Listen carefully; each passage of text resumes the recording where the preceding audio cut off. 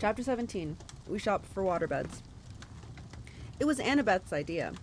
She loaded us into the back of a Vegas taxi as if we actually had money, and told the driver, "Los Angeles, please." The cabbie chewed a cigar and sized us up.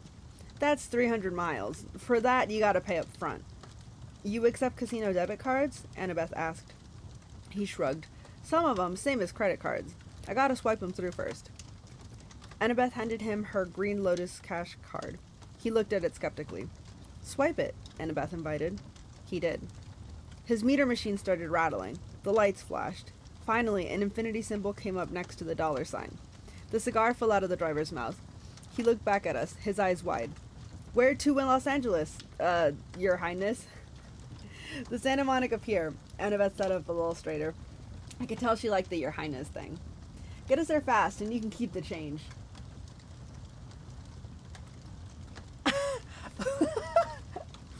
Maybe she shouldn't have told him that.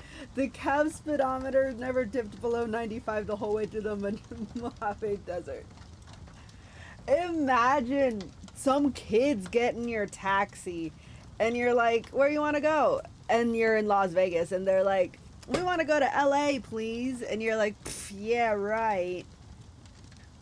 With you and what money? They give you a credit card or a debit card, you swipe it and it says infinity? Like, are you kidding me? Like, and then they say you can keep the change is crazy. My gosh. Annabeth, please. Okay. On the road, we had plenty of time to talk. I told Annabeth and Grover about my latest dream, but the details got sketchier the more I tried to remember them. The Lotus Casino seemed to have short-circuited my memory. I couldn't recall what the invisible servant's voice had sounded like, though I was sure it was someone I knew. The servant had called the monster in the pit something other than my lord, some special name or title. "The Silent One?" Annabeth suggested. "The Rich One? Both of those are nicknames for Hades." "Maybe," I said, though neither sounded quite right. "That throne room sounded like Hades," Grover said. "That's the way it's usually described." I shook my head. Something's wrong. The throne room wasn't the main part of the dream, and that voice from the pit, I don't know, it just didn't feel like a god's voice. Annabeth's eyes widened. "What?" I asked. "Oh, nothing. I was just... No, it has to be Hades. Maybe he sent this thief, this invisible person, to get the Master Bolt, and something went wrong. Like what? I don't know," she said. "But if he stole Zeus's symbol of power from Olympus and the gods were hunting him, I mean, a lot of things could go wrong. So this thief had to hide the bolt or he lost it somehow. Anyways, he failed to bring it to Hades. That's what the voice said in your dream, right? The guy failed. That would explain what the Furies were searching for when they came after us on the bus. Maybe they thought we had retrieved the bolt." I wasn't sure what was wrong with her. She looked pale. "But if I already retrieved the bolt," I said, "why would I be traveling to the underworld?" "To threaten Hades," Grover suggested. "To bribe or blackmail him into getting your mom back." I whistled. "You have evil thoughts for a goat." "Why, thank you." "But the thing in the pit said it was waiting for 2 items," I said. "If the Master Bolt is one, what's the other?" Grover shook his head, clearly mystified. Annabeth was looking at me as if she knew my next question and was silently willing me not to ask it. "You have an idea what might be in that pit, don't you?" I asked her. "I mean, if it isn't Hades?" "Percy, let's not talk about it. Because if it isn't Hades... No, it has to be Hades." Wasteland rolled by. We passed a sign that said California State Line 12 miles. I got the feeling I was missing one simple, critical piece of information. It was like when I stared at a common word I should know, but I couldn't make sense of it because 1 or 2 letters were floating around. The more I thought about my quest, the more I was sure that confronting Hades wasn't the real answer. There was something else going on, something even more dangerous. The problem was, we were hurtling towards the underworld at 95 miles an hour, betting that Hades had the Master Bolt. If we got there and found out we were wrong, we wouldn't have time to correct ourselves. The solstice deadline would pass and war would begin. "The answer is in the underworld," Annabeth assured me. "You saw the spirits of the dead, Percy. There's only one place that could be. We're doing the right thing." She tried to boost our morale by suggesting clever strategies for getting into the land of the dead, but my heart wasn't in it. There were just too many unknown factors. It was like cramming for a test without knowing the subject, and believe me, I'd done that enough times. The cab sped west. Each gust of wind through Death Valley sounded like a spirit of the dead. Every time the brakes hissed on the 18-wheeler, it reminded me of Echidna's reptilian voice. At sunset, the taxi dropped us at the beach in Santa Monica. It looked exactly the way LA beaches do in the movies, only it smelt worse. There were carnival rides lining the pier, palm trees lining the sidewalk, homeless guys sleeping in the sand dunes, and surfer dudes waiting for the perfect wave. Grover, Annabeth, and I walked down to the edge of the surf. What now? Annabeth asked. The Pacific was turning gold in the setting sun. I thought about how long it had been since I stood on the beach at Montauk, on the opposite side of the country, looking out at a different sea. How could there be a god who could control all of that? What did my science teacher used to say? 2/3 of the Earth's surface was covered in water. How could I be the son of someone that powerful? I stepped into the surf. Percy, Annabeth said, what are you doing? I kept walking, up to my waist and my chest. She called after me. You know how polluted that water is? There's all kinds of toxic... That's when my head went under. I held my breath at first. It's difficult to intentionally inhale water. Finally, I couldn't stand it anymore. I gasped, and sure enough, I could breathe normally. I walked down into the shoals. I shouldn't have been able to see through the murk, but somehow I could tell where everything was. I could sense the rolling texture of the bottom. I could make out sand dollar colonies dotting the sandbars. I could even see the currents, warm and cold streams swirling together. I felt something rub against my leg.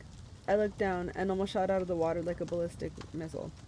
Sliding along beside me was a 5-foot-long mako shark. But the thing wasn't attacking me. It was nuzzling me, heeling like a dog. Tentatively, I touched its dorsal fin. It bucked a little, as if inviting me to hold tighter. I grabbed the fin with both hands. It took off, pulling me along. The shark carried me down into the darkness, and it deposited me at the edge of the ocean proper, where the sandbank dropped off into a huge chasm. It was like standing on the rim of the Grand Canyon at midnight, not being able to see much, but knowing the void was right there. The surface shimmered maybe 150 feet above. I knew I should have been crushed by the pressure. Then again, I shouldn't have been able to breathe. I wondered if there was a limit to how deep I could go, if I could sink straight to the bottom of the Pacific. Then I saw something glimmering in the darkness below, growing bigger and brighter as it rose toward me. A woman's voice, like my mother's, called, "Percy Jackson." As she got closer, her shape became clearer. She had flowing black hair and a dress made of green silk. Light flickered around her, and her eyes were so distractingly beautiful I hardly noticed the stallion-sized seahorse she was riding. She dismounted. The seahorse and the mako shark whisked off and started playing something that looked like tag. The underwater lady smiled at me. "You've come far, Percy Jackson. Well done." I wasn't quite sure what to do, so I bowed. "You're the woman who spoke to me in the Mississippi River." "Yes, child. I am a Nereid, a spirit of the sea. It was not easy to appear so far upstream, but the naiads, my freshwater cousins, help sustain my life force. They honor Lord Poseidon, though they do not serve in his court." "And you serve in Poseidon's court?" She nodded. "It has been many a year since a child of the sea god has been born. We have watched you with great interest." Suddenly I remember faces in the waves off Montauk Beach when I was a little boy, reflections of smiling women. Like so many of the weird things in my life, I've never given it much thought before.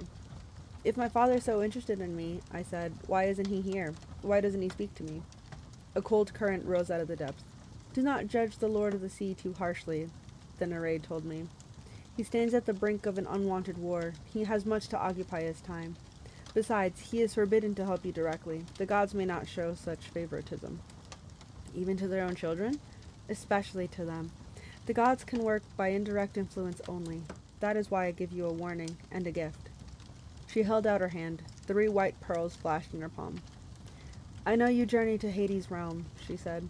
"Few mortals have ever done this and survived. Orpheus, who had great musical skill. Hercules, who had great strength. Houdini, who could escape the depths of even Tartarus. Do you have these talents?" No, ma'am." "Ah, but you have something else, Percy. You have gifts you have only begun to know. The oracles have foretold a great and terrible future for you, should you survive to manhood. Poseidon would not have you die before your time. Therefore, take these, and when you are in a great need, smash a pearl at your feet." "What will happen?" "That," she said, "depends on the need. But remember, what belongs to the sea will always return to the sea." What about the warning? Her eyes flickered with green light. Go with what your heart tells you, or you will lose all. Hades feeds on doubt and hopelessness. He will trick you if he can, make you mistrust your own judgment. Once you are in his realm, he will never willingly let you leave. Keep faith. Good luck, Percy Jackson. She summoned her seahorse and rode towards the void. Wait, I called. At the river, you said not to trust the gifts. What gifts? Goodbye, young hero, she called back, her voice fading into the depths. You must listen to your heart. She became a speck of glowing green, and then she was gone. I wanted to follow her down into the darkness. I wanted to see the court of Poseidon, but I looked up at the sunset darkening on the surface. My friends were waiting. We had so little time. I kicked upwards towards the shore. When I reached the beach, my clothes dried instantly. I told Grover and Annabeth what happened and showed them the pearls. Annabeth grimaced. No gift comes without a price. They were free. No, she shook her head. There is no such thing as a free lunch. That's an ancient Greek saying that translated pretty well into American. There will be a price. You wait. On that happy thought, we turned our backs on the sea. With some spare change from Aries' backpack, we took a bus into West Hollywood. I showed the driver the underworld address slip I'd taken from Auntie M's Garden Gnome Emporium, but he'd never heard of Doa Recording Studios. You remind me of someone I've seen on TV, he told me. You a child actor or something? I'm a stunt double for a lot of child actors. Oh, that explains it. We thanked him and got off quickly at the next stop. We wandered for miles on foot, looking for Doa. No one seemed to know where for Doa? D-O-A? I don't know. No one seemed to know where it was, and it didn't appear in any phone books. Twice, we ducked into alleys to avoid cop cars. I froze in front of an appliance store window because the television was playing an interview with someone who looked very familiar. My stepdad, Smelly Gabe. He was talking to Barbara Walters. I mean, as if he were some kind of huge celebrity. She was interviewing him in our apartment in the middle of a poker game, and there was a young blonde lady sitting next to him patting his hand. A fake tear glistened on his cheek. He was saying, Honest, Miss Walters, if it wasn't for sugar here, my grief counselor, I'd be a wreck. My stepson took everything I cared about. My wife, my Camaro. I'm sorry, I'm having trouble talking about it. There you have it, America, Barbara Walters turned to the camera. A man torn apart, an adolescent boy with serious issues. Let me show you again. The last known photo is of this troubled young fugitive taken a week ago in Denver. The screen cut to a grainy shot of me, Annabeth, and Grover standing outside the Colorado diner, talking to Aries. Who are the two other children in this photo? Barbara Walters asked dramatically. Who is this man with them? Is Percy Jackson a delinquent, a terrorist, or perhaps the brainwashed victim of a frightening new cult? When we come back, we chat with the leading child psychologist. Stay tuned, America. Come on, Grover told me.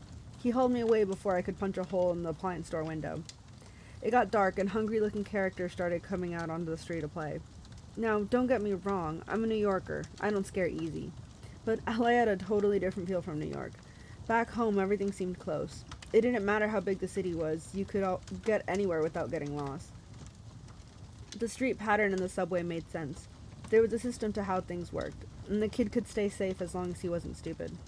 But LA wasn't like that. It was spread out and chaotic and hard to move around. It reminded me of Aries. It was enough for LA to be big. It had to prove it was big by being loud and strange and difficult to navigate too. I didn't know how we were ever going to find the entrance to the underworld by tomorrow, the summer solstice. We walked past gangbangers, bums, and street hawkers who looked at us like they were trying to figure out if we were worth the trouble of mugging. As we hurried past the entrance of an alley, a voice from the darkness said, Hey you! Like an idiot, I stopped. Before I knew it, we were surrounded. A gang of kids had circled us, 6 of them in all, white kids with expensive clothes and mean faces. Like the kids at Yancey Academy, rich brats played at being bad boys. Instinctively, I uncapped Riptide. When the sword appeared out of nowhere, the kids backed off, but their leader was either really stupid or really brave, because he kept coming at me with a switchblade. I made the mistake of swinging. The kid yelped, because he must have been 100% mortal, because the blade passed harmlessly right through his chest. He looked down. What the? I figured I had about 3 seconds before his shock turned to anger. Run! I screamed at Annabeth and Grover. We pushed two kids out of the way and raced down the street, not knowing where we were going. We turned a sharp corner. There! Annabeth shouted. Only one store on the block looked opened, its windows glaring with neon. The sign above the door said something like Krusty's... I never understand how this works. Pretty much. I don't like when I know it's because Percy is a demigod and he's dyslexic, so the words get all jumbled up, but it's hard to read out loud. It's hard to read out loud. Okay. The sign up at the door said something like Christois Watre di Alpace. Krusty's waterbed palace, Grover translated. It didn't sound like a place I'd ever go, except in an emergency, but this definitely qualified. We burst through the doors, ran behind a waterbed, and ducked. A split second later, the gang kids ran past outside. I think we lost him, Grover panted. A voice behind us boomed. Lost who? We all jumped. Standing behind us was a guy who looked like a raptor in a leisure suit. He was at least 7 feet tall, with absolutely no hair. He had gray leathery skin, thick-lidded eyes, and a cold reptilian smile. He moved towards us slowly, but I got the feeling he could move fast if he needed to. His suit might have come from the Lotus Casino. It belonged back in the 70s, big time. The shirt was silk paisley, unbuttoned halfway down his hairless chest. The lapels on his velvet jacket were as wide as landing strips. The silver chains around his neck, I couldn't even count them. I'm Krusty, he said, with the tartar yellow smile. I resist the urge to say, yes, you are. Sorry to barge in, I told him. We were just, browsing. You mean hiding from those no-good kids, he grumbled. They hang around every night. I got a lot of people in here thanks to them. Say, you want to look at a waterbed? I was about to say, no thanks, when he put a huge paw on my shoulder and steered me deeper into the showroom. There was every kind of waterbed you could imagine. Different kinds of wood, different patterns of sheets, queen size, king size, emperor of the universe size. This is my most popular model. Krusty spread his hands proudly over a bed covered with black satin sheets, with built-in lava lamps on the headboard. The mattress vibrated so it looked like oil-flavored jello. Ew. I don't like that at all. Million hand massage, Krusty told us. Go on, try it out. Shoot, take a nap. I don't care. No business today anyway. I said, I don't think... Million hand massage, Grover cried and dove in. Oh, you guys, this is cool. Krusty said, stroking his leathery chin. Almost. Almost what? I asked. He looked at Annabeth. Do me a favor and try this one over here, honey. Might fit. Annabeth said, but what? He patted her reassuringly on the shoulder and led her over to the Safari Deluxe model with the teakwood lions carved into the frame and a leopard pattern comforter. When Annabeth didn't want to lie down, Krusty pushed her. Hey! She protested. Krusty snapped his fingers. Ergo! Ropes sprang from the sides of the bed, lashing around Annabeth, holding her to the mattress. Grover tried to get up, but ropes sprang from his black satin bed too and lashed him down. Not cool, he yelled, his voice vibrating from the million hand massage. Not cool at all. The giant looked at Annabeth, then turned towards me and grinned. Almost. Darn it. I tried to step away, but his hand shot out and clamped around the back of my neck. Whoa, kid, don't worry. We'll find you one in a sec.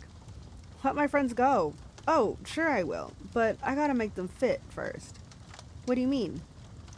All the beds are exactly 6 feet, see? Your friends are too short. Gotta make them fit. Annabeth and Grover kept struggling. Can't stand imperfect measurements, Krusty muttered. Ergo! A new set of ropes leaped out from the top and bottom of the beds, wrapping around Grover and Annabeth's ankles, then around their armpits. The rope started tightening, pulling my friends from both ends. Don't worry, Krusty told me. These are stretching jobs. Maybe 3 extra inches on their spine. They might even live. Now, why don't we find you a bed you like, huh? Percy! Grover yelled. My mind was racing.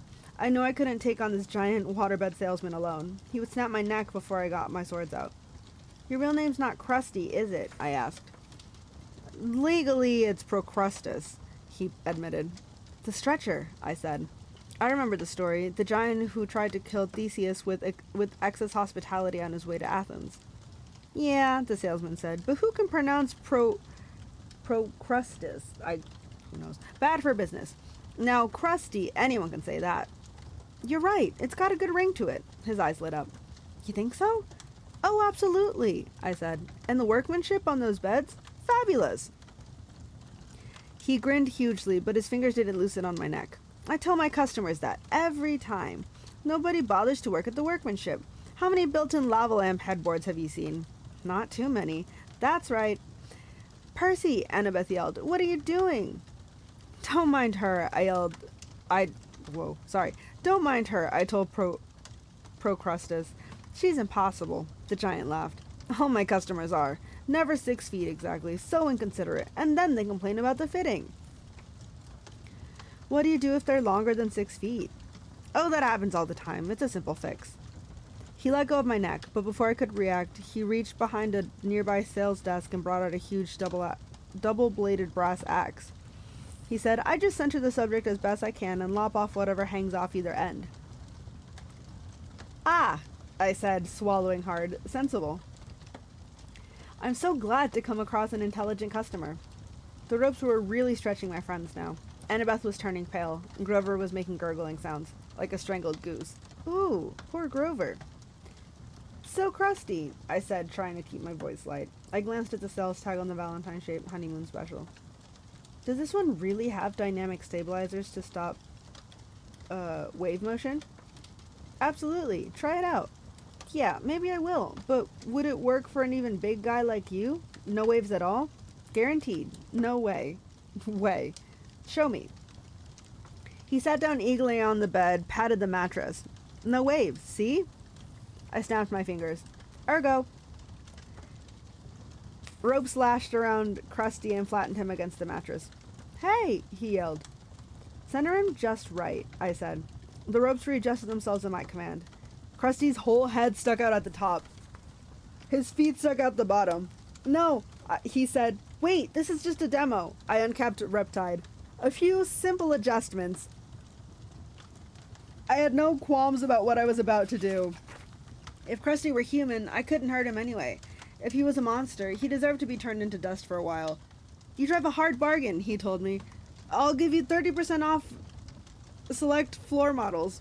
I think I'll start with the top. I raised my sword.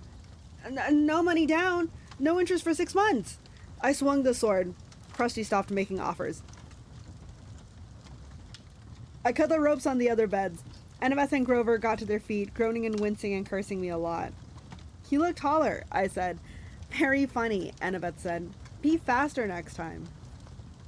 I looked at the bulletin board behind Krusty's sales desk. There was an advertisement for Hermes delivery service, and another for the all-new compendium of LA area monsters, the only monstrous yellow pages you'll ever need.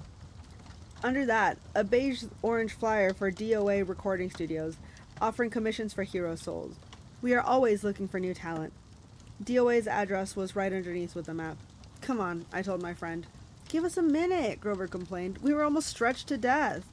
And you're ready for the underworld, I said. It's only a block from here. That's crazy. Dude, Percy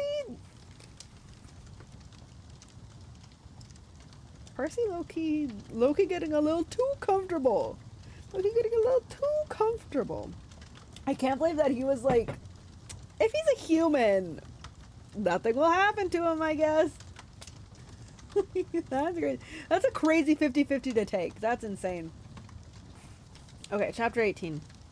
Annabeth does obedience school. We stood in the shadows of Valencia Boulevard, looking up at gold letters etched in black marble. DOA Recording Studios. Underneath, stenciled on the glass door, no solicitors, no loitering, no living. It was almost midnight, but the lobby was brightly lit and full of people. Behind the security desk stand a tough-looking guard with sunglasses and an earpiece. I turned to my friends. Okay, you remember the plan. The plan, Grover gulped. Yeah, I love the plan. Annabeth said, what happens if the plan doesn't work? Don't think negative. Right, she said. We're entering the land of the dead, and I shouldn't think negative. I took the pearls out of my pockets, the 3 milky spheres the Narade had given me in Santa Monica. They didn't seem like much of a backup in case something went wrong. Annabeth put her hand on my shoulder. I'm sorry, Percy. You're right. We'll make it. It'll be fine. She gave Grover a nudge. Oh, right, he chimed in. We got this far. We'll find the Master Bolt and save your mom. No problem. I looked at them both and felt really grateful. Only a few minutes before, I'd almost gotten them stretched to death on deluxe waterbeds, and now they were trying to be brave for my sake, trying to make me feel better. I slipped the pearls back into my pocket. Let's whap some underworld butt. We walked inside the DOA lobby. Muzak played softly on hidden speakers. The carpet and walls were steel gray. Pencil cactuses grew in the corners like skeleton hands. The furniture was black leather and every seat was taken. There were people sitting on couches, people standing up, people staring out the window or waiting for the elevator. No one moved or talked or did much of anything. Out of the corner of my eye, I could see them all just fine. But if I focused on any one of them in particular, they started looking transparent. I could see right through their bodies. The security guard's desk was a raised podium, so we had to look up at him. He was tall and elegant with chocolate-colored skin and bleached blonde hair shaved military style. He wore tortoiseshell shades and a silk Italian suit that matched his hair. A black rose was pinned to his lapel under a silver name tag. I read the name tag, then looked at him in bewilderment. Your name is Chiron? He leaned across the desk. I couldn't see anything in his glasses except my own reflection. But his smile was sweet and cold, like a python's, right before it eats you. What a precious young lad. He had a strange accent. British, maybe, but also if he had learned English as a second language. Tell me, mate, do I look like a centaur? No. Sir, he adds smoothly. Sir, I said. He pinched his name tag and ran his name under the letters. Can you read this, mate? It says Chiron. Say with me, Charon. Charon. Amazing. Now, Mr. Charon. Mr. Charon, I said. Well done, he sat back. I hate being confused with that old horseman. And now, how may I help you little dead ones? His questions caught up in my stomach like a fastball. I looked at Annabeth for support. We want to go to the underworld, she said. Charon's mouth twitched. Well, that's refreshing. Is it? She asked. Straightforward and honest. No screaming. No, there must be a mistake, Mr. Charon. He looked us over. How did you die, then? I nudged Grover. Oh, he said, drowned in the bathtub. All 3 of you? Charon asked. We nodded. Big bathtub, Charon looked mildly impressed. I don't suppose you have coins for your passage. Normally with adults, you see, I could charge your American Express or add the ferry price to your last cable bill. But with children, alas, you never die prepared. Suppose you'll have to take a seat for a few centuries. Oh, but we have coins. I set 3 golden drachmas on the counter, part of the stash I found in Krusty's office desk. Well now, Charon moistened his lips. Real drachmas, real golden drachmas. I haven't seen these in... His fingers hovered greedily over the coins. We were so close. Then Charon looked at me. That cold stare behind his glasses seemed to bore a hole in my chest.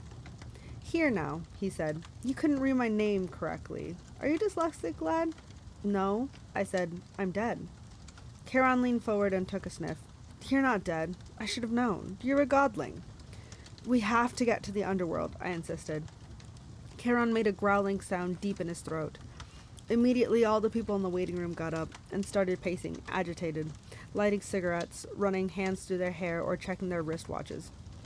Leave while you can, Charon told us. I'll just take these and forget I saw you. He started to go for the coins, but I snatched them back.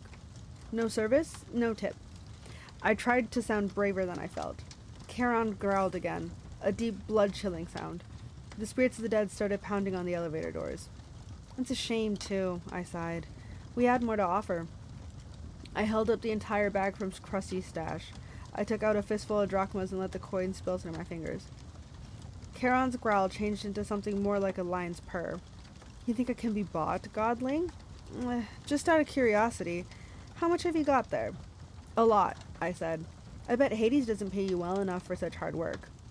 Oh, you don't know the half of it. How would you like to babysit these spirits all day? Anyways, please don't let me be dead, or always, please don't let me be dead, or please let me across for free.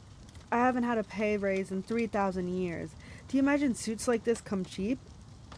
You deserve better, I agree. A little appreciation, respect, good pay.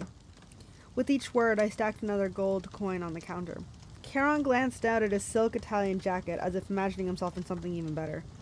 I must say, lad, you're making some sense now. Just a little. I stacked another few coins. I can mention a pay raise while I'm talking to Hades. He sighed. The boat's almost full anyway. I might as well add you three and be off. He stood, scooped up our money, and said, Come along. We pushed through the crowd of waiting spirits, who started grabbing at our clothes like the wind, their voices whispering things I couldn't make out. Charon showed them out of the way, grumbling, freeloaders.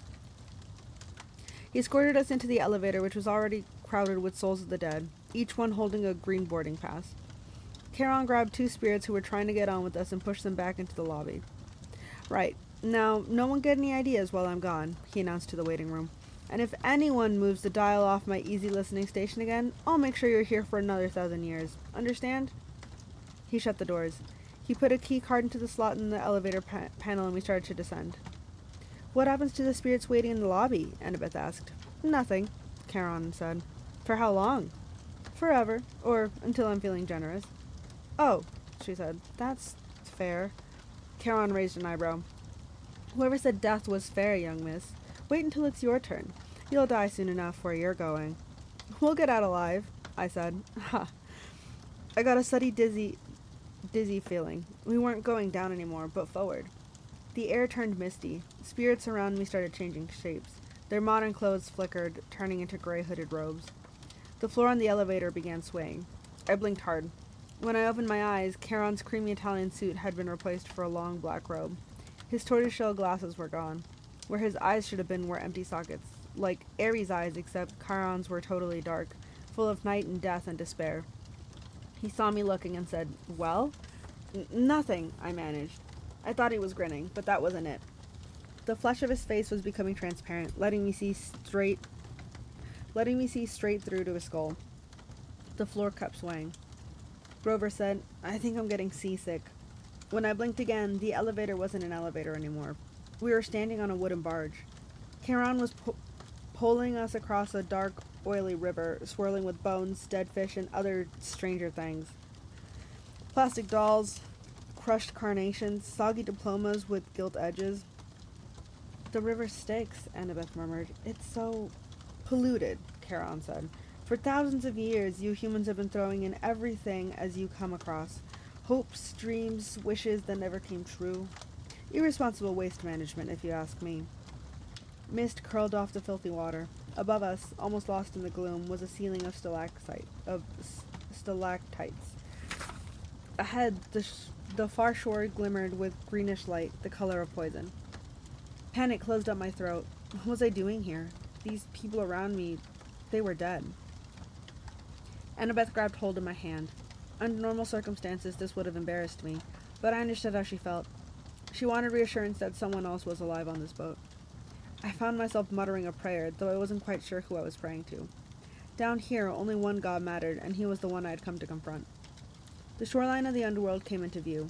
Craggy rocks and black volcanic sand stretched inland about 100 yards to the base of the high stone wall, which marched off in either direction as far as we could see. A sound came from somewhere nearby in the green gloom, echoing off the stones, the howl of a large animal. Old Three-Face is hungry, Charon said. His smile turned skeletal in the greenish light. Bad luck for you, godlings. The bottom of our boat slid onto the black sand. The dead began to disembark.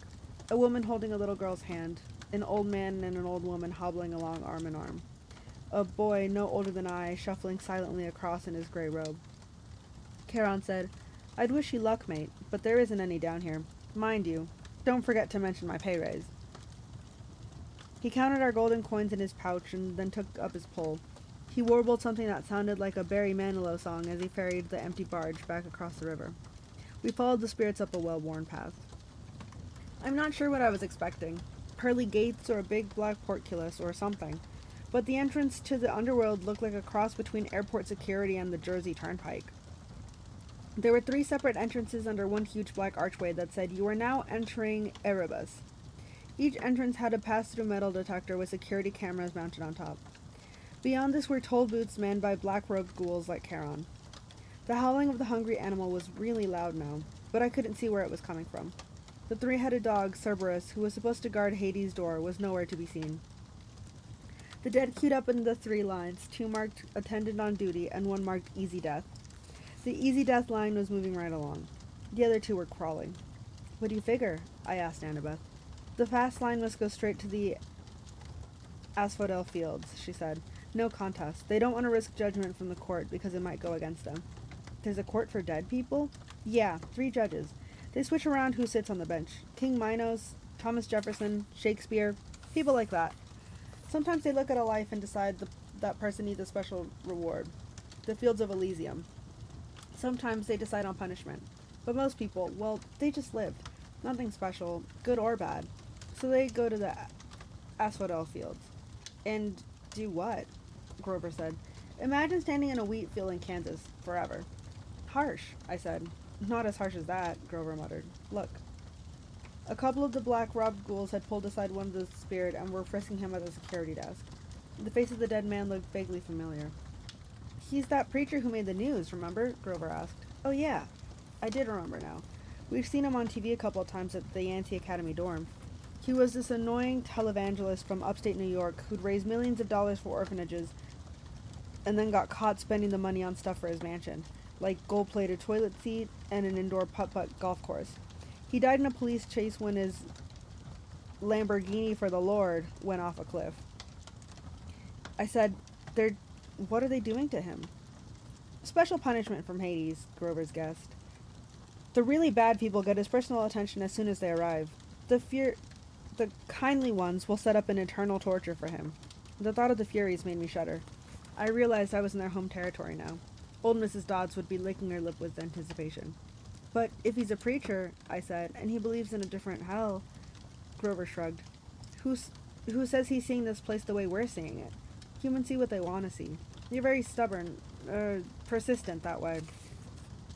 We got closer to the gates. The howling was so loud now that it shook the floor at my feet, but I still couldn't figure out where it was coming from. Then, about 50 feet in front of us, the green mist shimmered. Standing just where the path split into 3 lanes was an enormous shadowy monster. I hadn't seen it before because it was half transparent, like the dead, until it moved. It blended with whatever was behind it. Only its eyes and teeth looked solid, and it was looking straight at me. My jaw hung open. All I could think to say was, he's a Rottweiler. I'd always imagined Cerberus as a big black mastiff, but he was obviously a purebred Rottweiler, except of course that he was twice the size of a woolly mammoth, mostly invisible and had 3 heads. The dead walked right up to him, no fear at all. The attendant on duty lines parted on either side of him. The easy death spirits walked right through his front paws and under his belly, which they could do without even crouching. I'm starting to see him better, I muttered. Why is that? I think, Annabeth moistened her lips. I'm afraid it's because we're getting closer to being dead. The dog's middle head craned towards us. It sniffed the air and growled. It can smell the living? I said. But that's okay, Grover said, trembling next to me, because we have a plan. Right, Annabeth said. I'd never heard her voice sound quite so small. A plan. We moved towards the monster. The middle head snarled at us, then barked so loud my eyeballs rattled. Can you understand it? I asked Grover. Oh yeah, he said. I can understand it. What's it saying? I don't think humans have a 4-letter word that translate exactly. I took the big stick out of my backpack, a bedpost I'd broken off from Krusty's Safari Deluxe floor model. I held it up and tried to channel happy puppy thoughts towards Cerberus. Alpo commercials, cute little puppies, fire hydrants. I tried to smile like I wasn't about to die. Hey, big fella, I called up. I bet they don't play with you much. Growl. Good boy, I said weakly. I waved the stick. The dog's middle head followed the movement. The other 2 heads trained their eyes on me, completely ignoring the spirits. I had Cerberus's undivided attention, and I wasn't sure if that was a good thing. Fetch! I drew the stick into the gloom, a good solid throw. I heard it go kersploosh in the river Styx. Cerberus glared at me, unimpressed. His eyes were baleful and cold. So much for the plan. Cerberus was now making a new kind of growl, deeper down in his 3 throats. Grover said. Percy? Yeah. I just thought you'd want to know. Yeah? Cerberus, he's saying we've got 3 seconds to pray to the god of our choice. After that, well, he's hungry. Wait, Annabeth said. She started rifling through her pack. Uh-oh, I thought. 5 seconds, Grover said. Do we run now? Annabeth produced a red rubber ball the size of a grapefruit. It was labeled Waterland, Denver, Colorado. Before I could stop her, she raised the ball and marched straight up to Cerberus. She shouted, You see the ball? You want the ball, Cerberus? Sit. Cerberus looked as stunned as we were. All three of his eyes were cocked sideways. 6 nostrils dilated. Sit, Annabeth called again. I was sure that any moment she would become the world's largest milk-bone dog biscuit. But instead, Cerberus licked his 3 sets of lips, shifted on his haunches, and sat, immediately crushing a dozen spirits who'd been passing underneath him in the easy death line. The spirits made muffled hisses as they dissipated, like air let out of tires. Annabeth said, Good boy! And she threw Cerberus the ball. He caught it in his middle mouth. It was barely big enough for him to chew, and the other head started snapping at the middle, trying to get the new toy. Drop it, Annabeth ordered. Cerberus's head stopped fighting and looked at her. The ball was wedged between 2 of his teeth like a tiny piece of gum. He made a loud, scary whimper, then dropped the ball, now slimy and bitten nearly in half, at Annabeth's feet. Good boy, she picked up the ball, ignoring the monster spit all over it. She turned toward us. Go now, easy death line, it's faster. I said, But now, she ordered, and in the same tone she was using on the dog. Grover and I inched forward warily. Cerberus started to growl. Stay, Annabeth told the monster. If you want the ball, stay. Cerberus whimpered, but he stayed where he was. What about you? I asked Annabeth as we passed her. I know what I'm doing, Percy, she muttered. At least I'm pretty sure. Grover and I walked between the monster's legs. Please, Annabeth, I prayed, don't tell him to sit again. We made it through. Cerberus wasn't any less scary looking from the back. Annabeth said, Good dog! She held up the tattered red ball and probably came to the same conclusion I did. If she rewarded Cerberus, there'd be nothing left for another trick. She threw the ball anyway. The monster's left mouth immediately snatched it up, only to be attacked by the middle head, while the right head moaned in protest. While the monster was distracted, Annabeth walked briskly under its belly and joined us at the metal detector. How did you do that? I asked her, amazed. Obedience school, she said breathlessly, and I was surprised to see there were tears in her eyes. When I was little at my dog's house, we had a Doberman. Never mind that, Grover said, tugging at my shirt. Come on. We were about to bolt through the easy death line when Cerberus moaned pitifully from all 3 mouths. Annabeth stopped. She turned to face the dog, which had done a 180 to look at us. Cerberus panted expectantly, the tiny red ball in pieces in a puddle of drool at its feet. Good boy, Annabeth said, but her voice sounded melancholy and uncertain. The monster's head turned sideways as if worried about her. I'll bring you another ball soon, Annabeth promised faintly. Would you like that? The monster whimpered. I didn't need to speak dog to know Cerberus was still waiting for the ball. Good dog. I'll come visit you soon. I promise. Annabeth turned to us. Let's go. Grover and I pushed through the metal detector, which immediately screamed and set off flashing red lights. Unauthorized possessions. Magic detected. Cerberus started to bark. We burst through the easy death gate, which started even more alarms blaring, and raced into the underworld. A few minutes later, we were hiding, out of breath, in the rotten trunk of an immense black tree. A security ghoul scuttled past, yelling for backup from the Furies. Grover murmured, Well, Percy, what have we learned today? That 3-headed dogs prefer red rubber balls over sticks? No, Grover told me. We've learned that your plans really, really bite. I wasn't sure about that. I thought maybe Annabeth and I both had the right idea. Even here in the underworld, everyone, even monsters, needs a little attention once in a while. I thought about that as we waited for the ghouls to pass. I pretended not to see Annabeth wipe a tear from her cheek, as she listened to the mournful keening of Cerberus in the distance, longing for his new friend. Oh, that's really cute. Poor Cerberus. He's just a baby. He's just a baby. Man. But yeah, Hades probably doesn't play with Cerberus very much.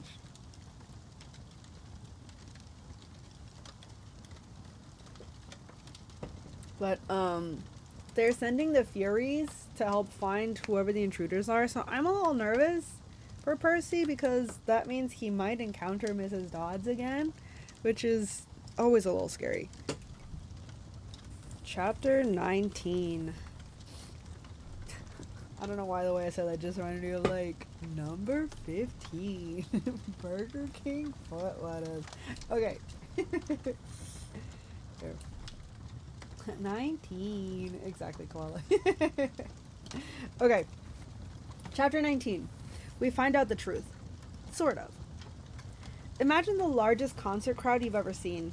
A football field packed with 1,000,000 fans. Now imagine a field 1,000,000 times that big, packed with people. And imagine the electricity has gone out, and there's no noise, no light, no beach ball bouncing around over the crowd. Something tragic has happened backstage. Whispering masses of people are just milling around in the shadows, waiting for a concert that will never start. If you can picture that, you have a pretty good idea what the fields of asphodel look like. The black grass had been trampled by eons of, The black grass had been trampled by eons of dead feet. A warm, moist wind blew like a breath of a swamp. Black trees, Grover told me they were poplars, grew in clumps here and there. The cavern ceiling was so high above us it might have been a bank of storm clouds, except for the stalactites, which glowed faintly gray and looked wickedly pointed. I tried not to imagine they'd fall on us at any moment, but dotted around the fields were several that had fallen and impaled themselves in the black grass. I guess the dead didn't have to worry about little hazards like being speared by stalactites the size of booster rockets. Annabeth, Grover, and I tried to blend into the crowd, keeping an eye out for security ghouls. I couldn't help looking for familiar faces among the spirits of asphodel, but the dead are hard to look at. Their faces shimmer. They all look slightly angry or confused. They will come up to you and speak, but their voices sound like chatter, like bats twittering. Once they realize you can't understand them, they frown and move away. The dead aren't scary. They're just sad. We crept along, following the line of new arrivals that snaked from the main gates towards a black-tinted pavilion with the banner that read, "Judgment for Elysium and Eternal Damnation. Welcome, newly deceased." Which is kind of really funny. I don't know. It's kind of... Out of the back of the tent came two much smaller lines. To the left, spirits flanked by security ghouls were marched down a rocky path towards the field of punishment, which glowed and smoked in the distance. A vast, cracked wasteland with rivers of lava and minefields and miles of barbed wire separating the different torture areas. Even from far away, I could see people being chased by hellhounds, burned at the stake, forced to run naked through cactus patches or listen to opera music. I could just make out a tiny hill, with the ant-sized figure of Sisyphus struggling to move his boulder to the top. And I saw worse tortures too, things I don't want to describe. The line coming from the right side of the Judgment Pavilion was much better. This one led down towards a small valley surrounded by walls, a gated community, which seemed to be the only happy part of the underworld. Beyond the security gate were neighborhoods of beautiful houses from every time period in history, Roman villas and medieval castles and Victorian mansions. Silver and gold flowers bloomed on the lawns. The grass rippled in rainbow colors. I could hear laughter and smell barbecue cooking. Elysium. In the middle of that valley was a glittering blue lake, with 3 small islands like a vacation resort in the Bahamas. The Isle of the Blessed, for people who had chosen to be reborn 3 times, and 3 times achieved Elysium. Immediately I knew that's where I wanted to go when I died. "That's what it's all about," Annabeth said, like she was reading my thoughts. "That's the place for heroes." But I thought about how few people there were in Elysium, how tiny it was to the fields of asphodel, or even the fields of punishment. So few people did good in their lives. It was depressing. We left the Judgment Pavilion and moved deeper into the asphodel fields. It got darker. The colors faded from our clothes. The crowds of shattered spirits began to thin. After a few miles of walking, we began to hear a familiar screech in the distance. Looming on the horizon was a palace of glittering black obsidian. Above the parapets swirled 3 dark, bat-like creatures, the Furies. I got the feeling they were waiting for us. "I suppose it's too late to turn back?" Grover said wistfully. "We'll be okay." I tried to sound confident. "Maybe we should search some of the other places first," Grover suggested. "Like Elysium, for instance." "Come on, goat boy." Annabeth grabbed his arm. Grover yelped. His sneakers sprouted wings and his legs shot forward, pulling him away from Annabeth. He landed flat on his back in the grass. "Grover," Annabeth chided, "stop messing around." "But I didn't—" He yelped again. His shoes were flapping like crazy now. They levitated off the ground and started dragging him away from us. "Maya!" he yelled, but the magic word seemed to have no effect. "Maya already! 911! Help!" I got over being stunned and made a grab for Grover's hand, but too late. He was picking up speed, skidding downhill like a bobsled. We ran after him. Annabeth shouted, "Untie the shoes!" It was a smart idea, but I guess it's not so easy when your shoes are pulling you feet first at full speed. Grover tried to sit up, but he couldn't get close to the laces. We kept after him, trying to keep him in sight as he zipped between the legs of spirits who chattered at him in annoyance. I was sure Grover was going to barrel straight towards the gates of Hades' palace, but his shoes veered sharply to the right and dragged him in the opposite direction. The slope got steeper, and Grover picked up speed. Annabeth and I had to sprint to keep up. The cavern walls narrowed on either side, and I'd realized we'd entered some kind of side tunnel. No black grass or trees now, just rock underfoot and the dim light of the stalactites above. "Grover!" I yelled, my voice echoing. "Hold on to something!" "What?" he yelled back. He was grabbing at gravel, but there was nothing big enough to slow him down.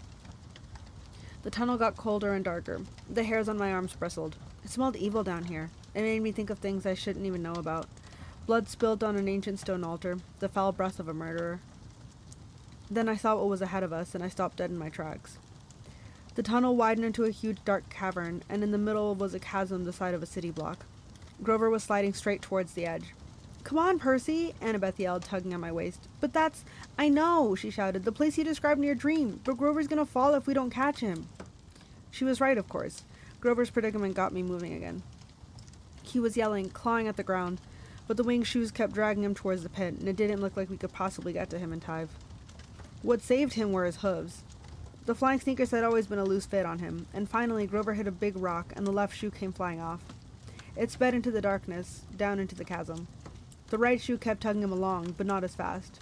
Grover was able to slow himself down by grabbing onto the big rock and using it like an anchor. He was 10 feet from the edge of the pit when we caught him and hauled him back up the slope. The other winged foot tugged itself off, circling around us angrily, and kicked our heads in protest before flying off into the chasm to join its twin.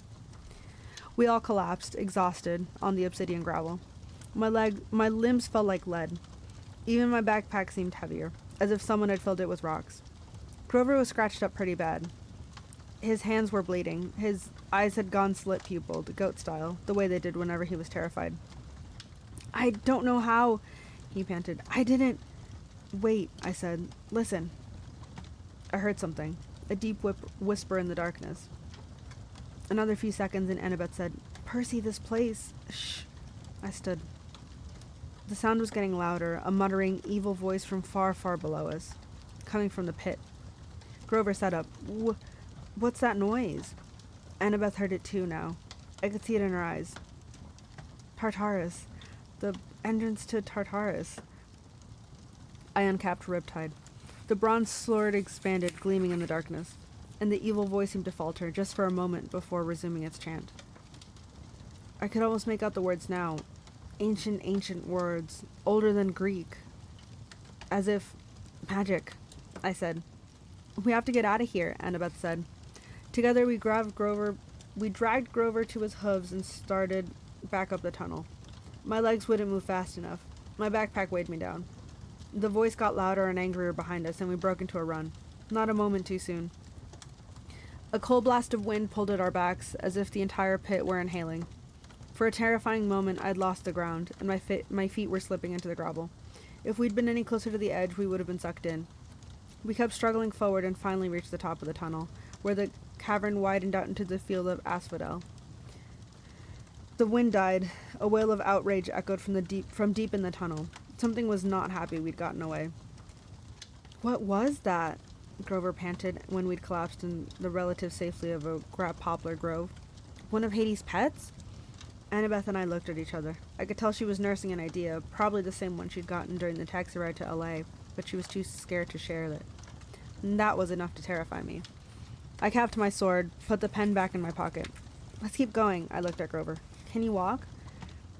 He swallowed. "Yeah, sure. I'd never liked those shoes anyway." He tried to sound brave about it, but he was trembling as badly as Annabeth and I were. Whatever was in that pit was no one's pet.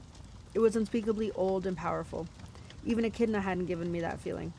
I was almost relieved to turn my back on that tunnel and head towards the Palace of Hades. Almost.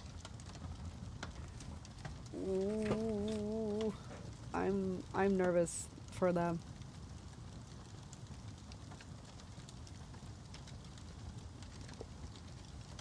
It's so scary that the shoes almost dragged Grover down. It's a good thing he was wearing them too. Okay. The Fury circles the parapets, high in the gloom. The outer wall of the fortress glittered black, and the 2-story tall bronze gates stood wide open. Up close, I saw that the engravings on the gates were scenes of death. Some were from modern times, an atomic bomb exploding over a city, a trench filled with gas mask-wearing soldiers, and a line of African famine victims waiting with empty bowls. But all of them looked as if they'd been etched into the bronze thousands of years ago. I wondered if I was looking at prophecies that had come true. Inside the courtyard was the strangest garden I'd ever seen. Multicolored mushrooms, poisonous shrubs, and weird luminous plants grew without sunlight. Precious jewels made up for the lack of flowers, piles of rubies as big as my fists, and clumps of raw diamond. Standing here and there, like frozen party guests, were Medusa's garden statues, petrified children, satyrs, and centaurs, all smiling grotesquely. In the center of the garden was an orchard of pomegranate trees, their orange blooms neon bright in the dark. The garden of Persephone, Annabeth said. Keep walking.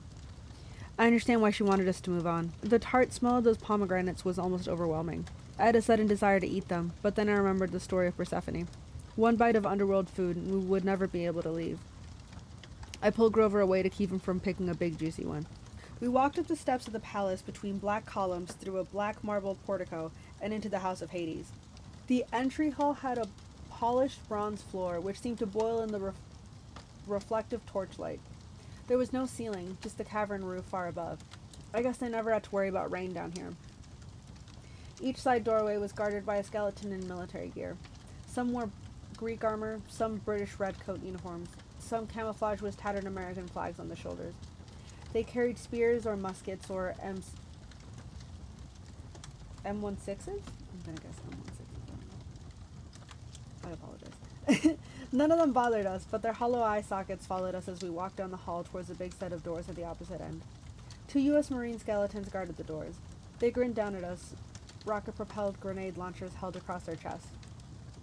You know, Grover mumbled, I bet Hades doesn't have trouble with door-to-door salesmen. My backpack weighed a ton now. I couldn't figure out why. I wanted to open it, check to see if I had somehow picked up a stray bowling ball, but this wasn't the time. Well, guys, I said, I suppose we should knock? A hot wind blew down the corridor and the door swung open. The guard stepped aside. I guess that means entrez-vous, Annabeth said. The room inside looked like the one in my dreams, except last time the throne of Hades was occupied. He was the third god I'd met, but the first who really struck me as godlike. He was at least 10 feet tall, for one thing, and dressed in black silk robes and a crown of braided gold. His skin was albino white, his hair shoulder-length and jet black. He wasn't bulked up like Ares, but he radiated power. He lounged on his throne of fused human bones, looking lithe, graceful, and dangerous as a panther. I immediately felt like he should be giving orders. He knew more than I did. He should be my master. Then I told myself to snap out of it. Hades' aura was affecting me, just as Ares had. The Lord of the Dead resembled pictures I'd seen of Adolf Hitler or Napoleon, or the terrorist leaders who direct suicide bombers. Hades had the same intense eyes, the same kind of mesmerizing evil charisma. You're brave to come here, son of Poseidon, he said in an oily voice. After what you have done to me, very brave indeed. Or perhaps you are simply very foolish. Numbness crept into my joints, tempting me to lie down and take a little nap at Hades' feet. Curl up here and sleep forever. I fought the feeling and stepped forward. I knew what I had to say. Lord and uncle, I come with 2 requests. Hades raised an eyebrow. When he sat forward in his throne, shadowy faces appeared in the folds of his black robe. Faces of torment, as if the garment were stitched of trapped souls from the fields of punishment, trying to get out. The ADHD part of me wondered, off task, whether the rest of his clothes were made the same way.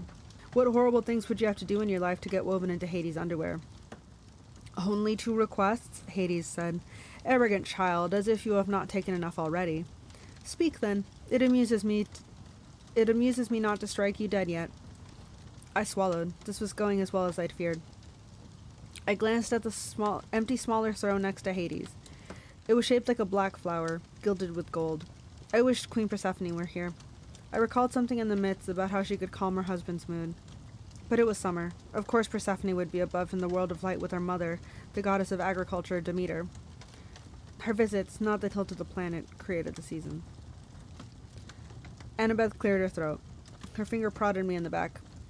Lord Hades, I said, look, sir, there can't be a war among the gods. It would be bad.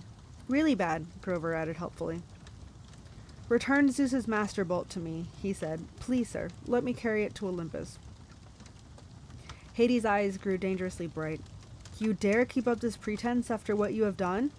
I glanced back at my friends. They looked as confused as I was. Uncle, I said, you keep saying after what you've done. What exactly have I done? The throne room shook with a tremor so strong they probably felt it upstairs in Los Angeles. Debris fell from the cavern ceiling. Doors burst open along the walls, and skeletal warriors marched in, hundreds of them from every time period a nation in Western civilization. They lined the perimeter of the room, blocking the exits. Hades bellowed. Do you think I want war, godling? I wanted to say, well, these guys don't look like peace activists, but I thought that might be a dangerous answer.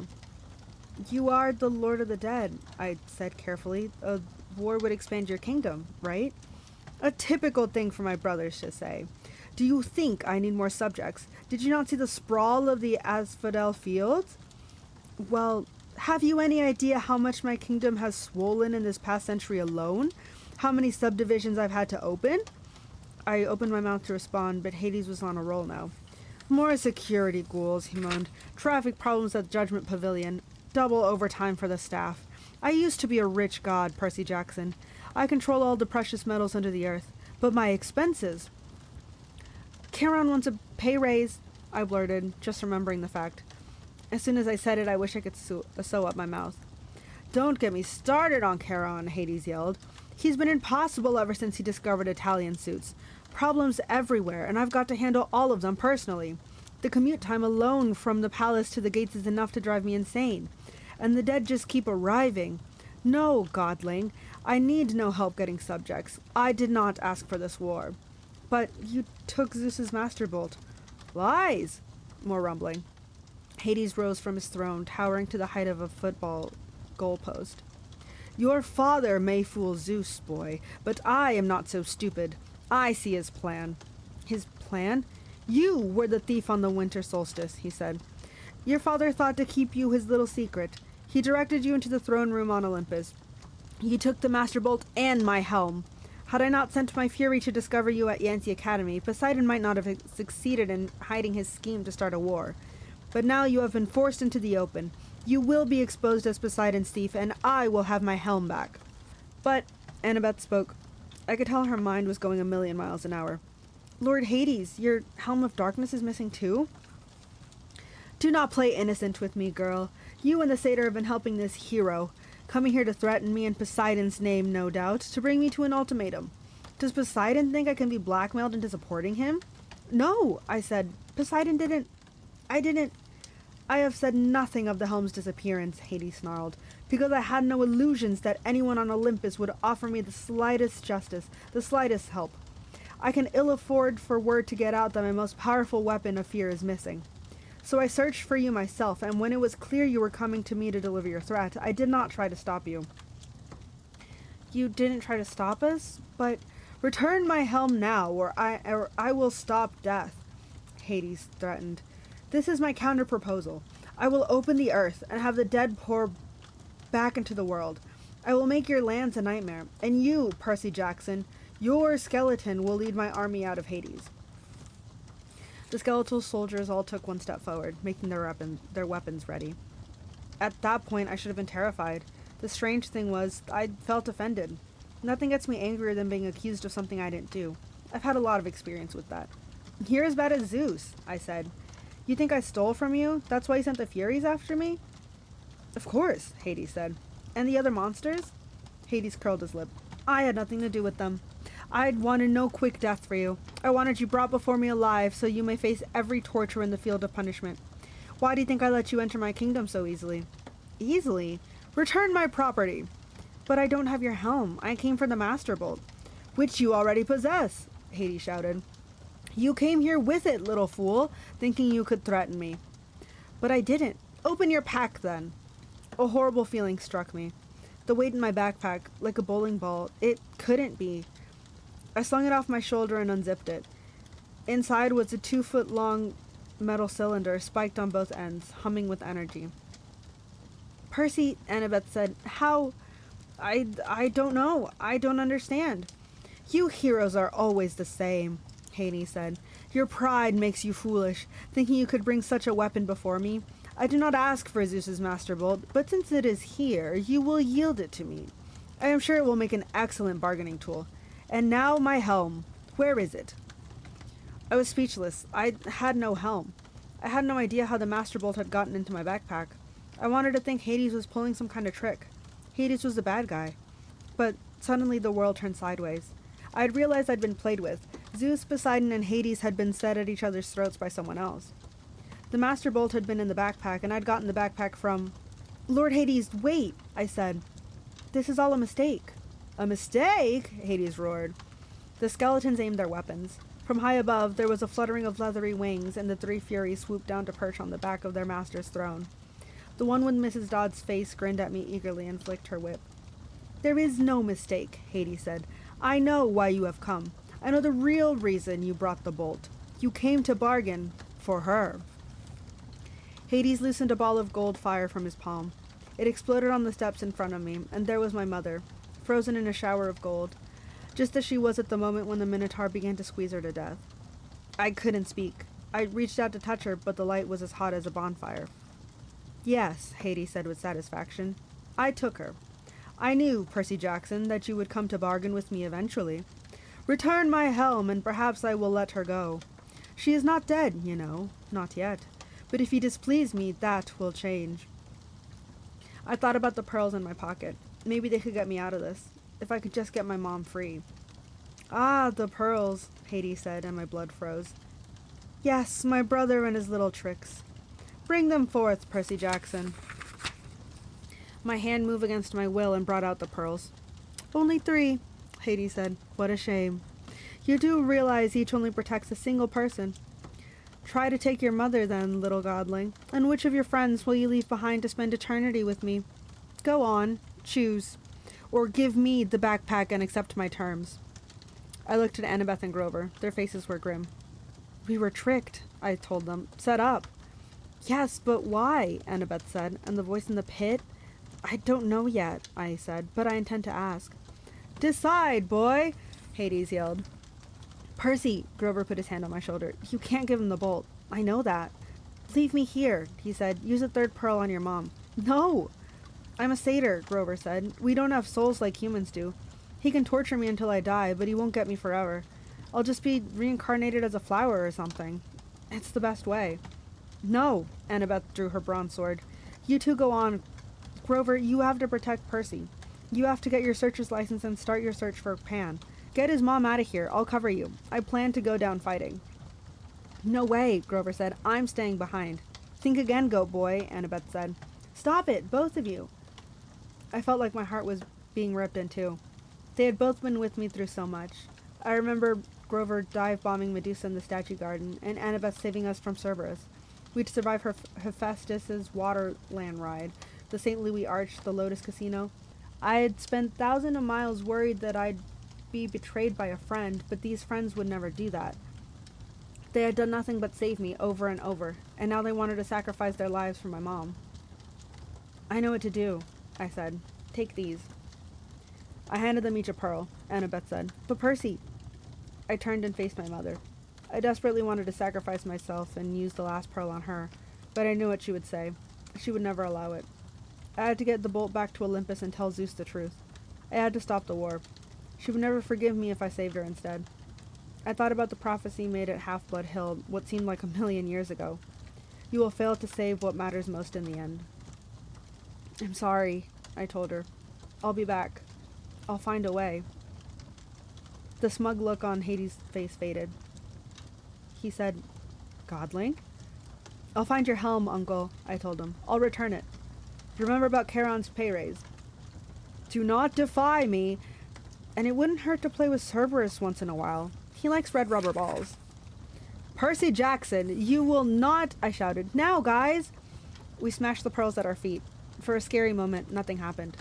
Hades yelled, "Destroy them!" The army of skeletons rushed forward, swords out, guns clicking to full automatic. The Furies lunged, their whips bursting into flame. Just as a skeleton opened fire, the pearl fragments at my feet exploded with the burst of green light and a gust of fresh sea wind. I was encased in a milky white sphere, which was starting to float off the ground. Annabeth and Grover were right behind me. Spears and bullets sparked harmlessly off the pearl bubbles as we floated up. Hades yelled with such a rage, the entire fortress shook, and I knew it was not going to be a peaceful night in LA. "Look up!" Grover yelled. "We're gonna crash!" Sure enough, we were racing right towards the stalactites, which I figured would pop our bubbles and skewer us. "How do you control these things?" Annabeth shouted. "I don't think you do," I shouted back. We screamed as the bubble slammed into the ceilings and darkness. Were we dead? No, I could still feel the racing sensation. We were going up, right through solid rock as easily as an air bubble in water. That was the power of the pearls, I realized. What belongs to the sea will always return to the sea. For a few moments, I couldn't see anything outside the smooth walls of my sphere. Then my pearl broke through on the ocean floor. The two other milky spheres, Annabeth and Grover, kept pace with me as we soared upward through the water, and kerplam! We exploded on the surface, in the middle of the Santa Monica Bay, knocking a surfer off his board with an indignant, "Dude!" I grabbed Grover and hauled him over to a life buoy. I caught Annabeth and dragged her over too.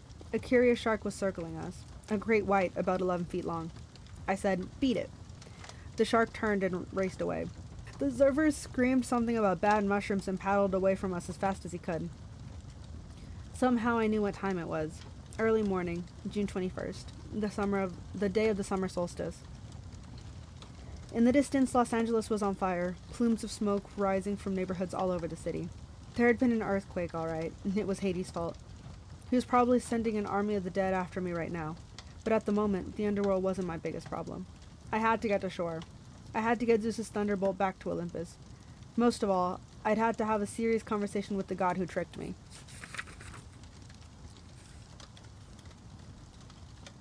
Crazy!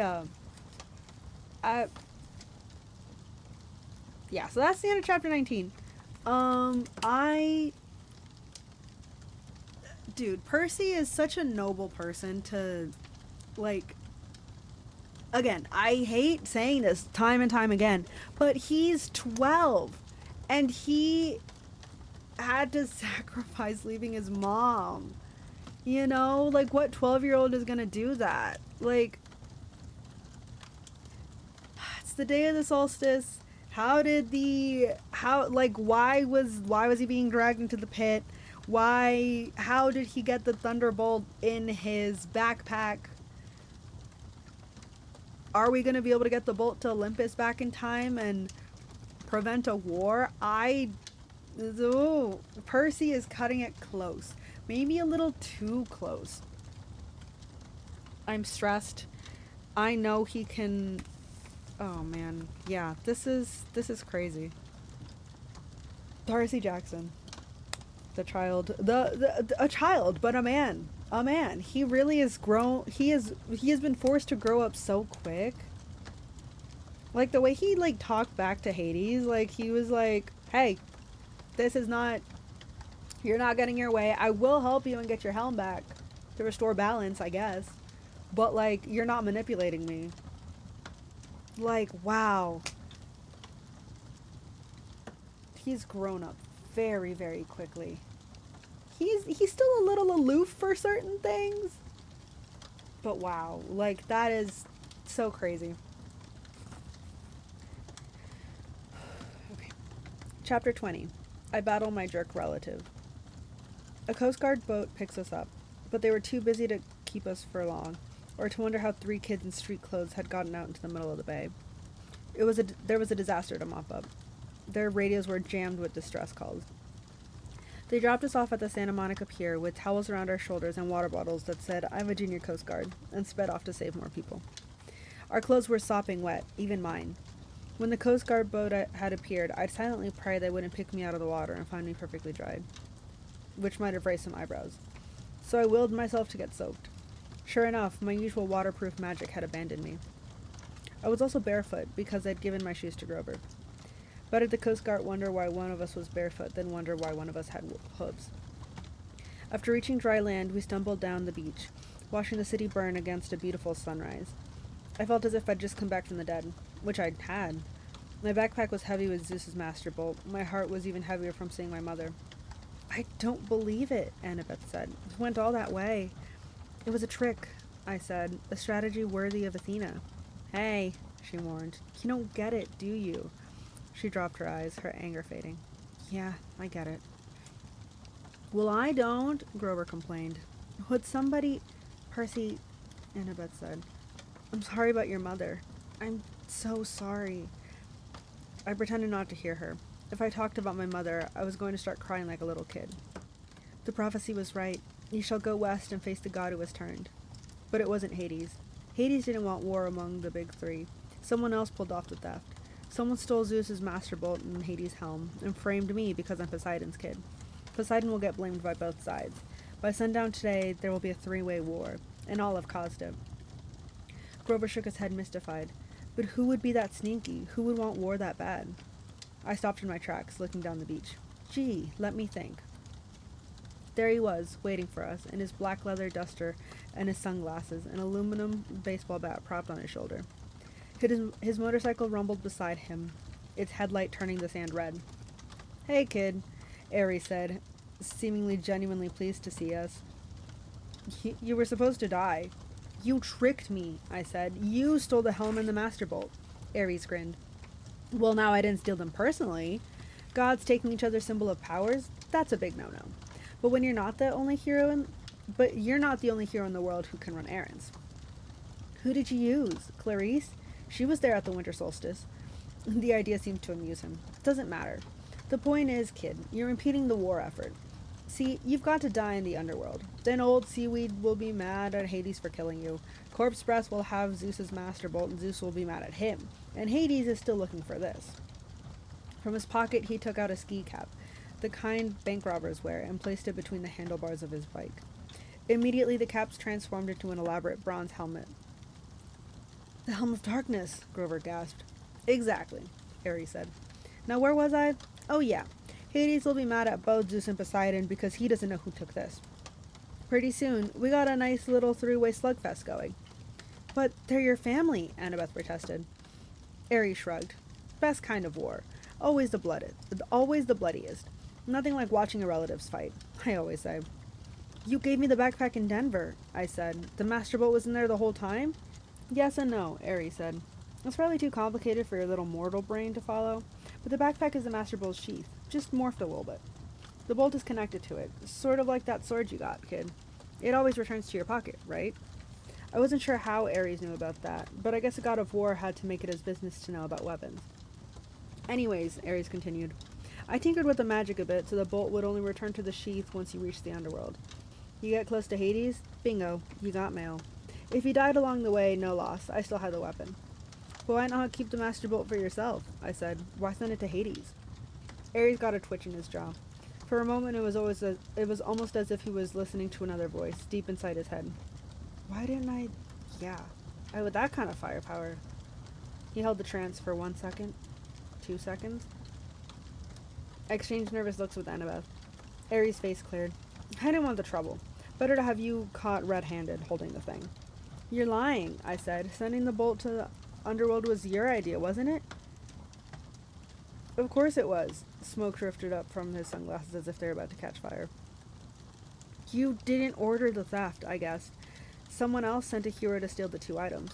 Then, when Zeus sent you to hunt him down, you caught the thief. But you didn't turn him over to Zeus. Something convinced you to let him go. You kept the items until another hero could come along and complete the delivery. That thing in the pit is ordering you around.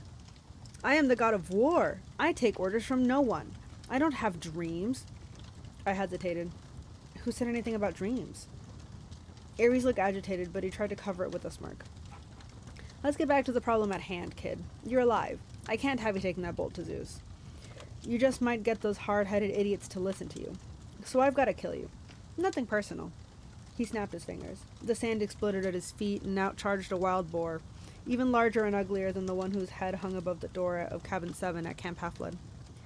The beast pawed the sand, glaring at me with beady eyes as it lowered its razor-sharp tusks and waited for the command to kill. I stepped into the surf. "Fight me yourself, Ares." He laughed, but I heard a little edge to the laughter. An uneasiness. "You've only got one talent, kid. Running away. You ran from the Chimera. You ran from the underworld. You don't have what it takes." Scared? In your adolescent dreams. But his sunglasses were starting to melt from the heat of his eyes. "No direct involvement. Sorry, kid. You're not at my level." Annabeth said, "Percy, run!" The giant boar charged. But I was done running from monsters, or Hades, or Ares, or anyone. As the boar rushed me, I uncapped my pen and sidestepped. Riptide appeared in my hands, and I slashed upwards. The boar's severed right tusk fell at my feet, while the disoriented animal charged into the sea. I shouted, "Wave!"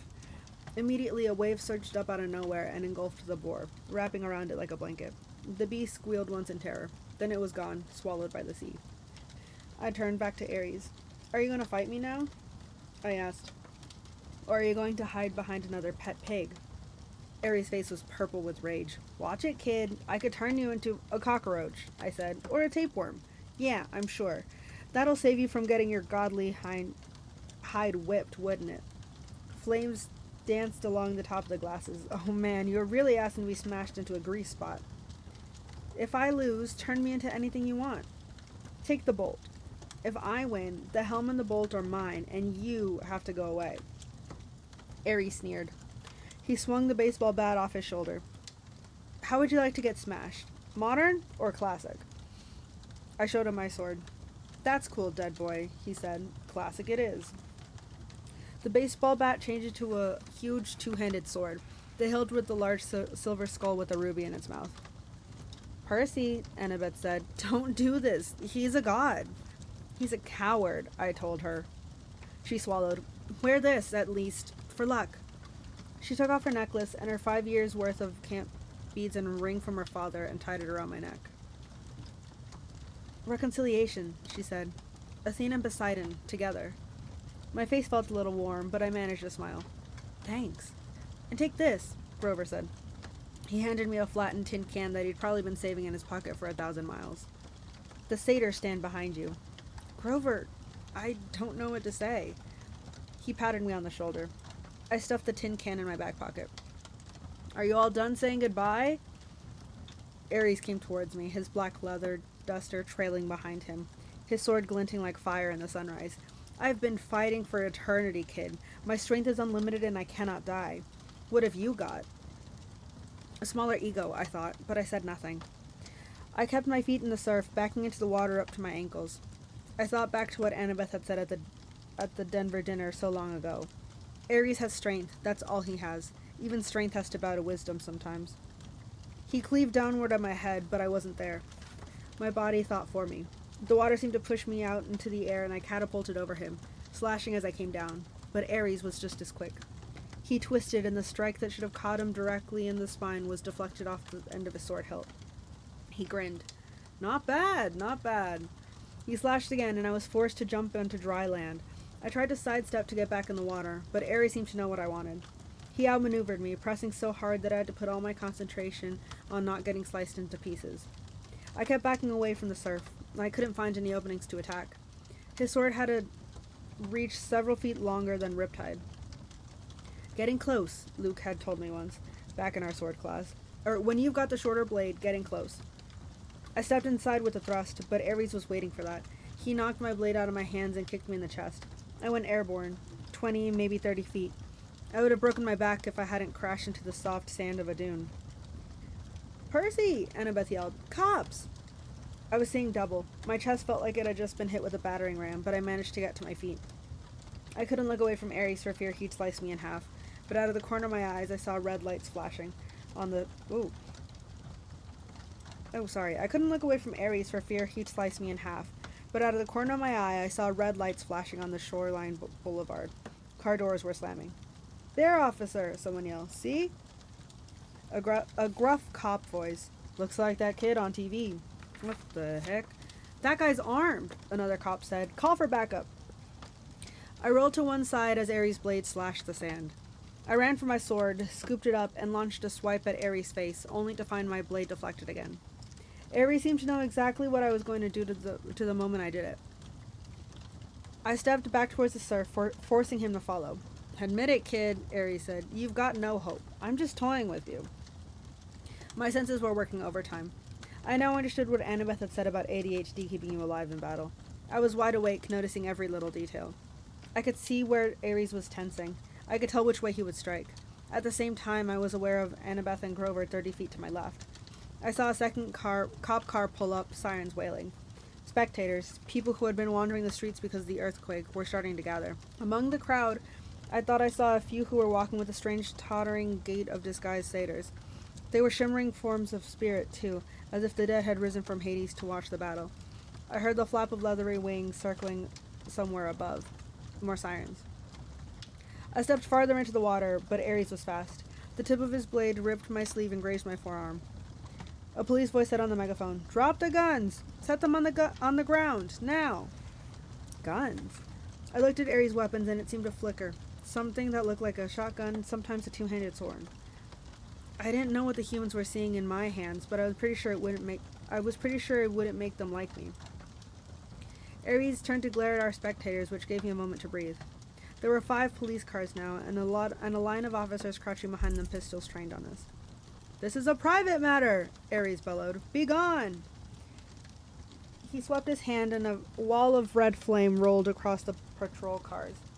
The police barely had time to dive for cover before their vehicles exploded.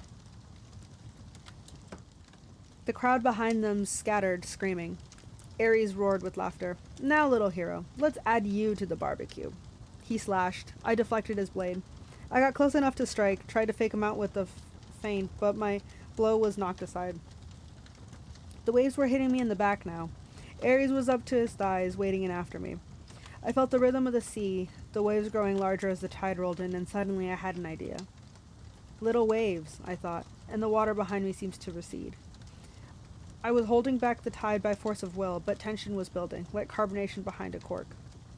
Ares came toward, grinning confidently. I lowered my blade as if I were too exhausted to go on. "Wait for it," I told the sea.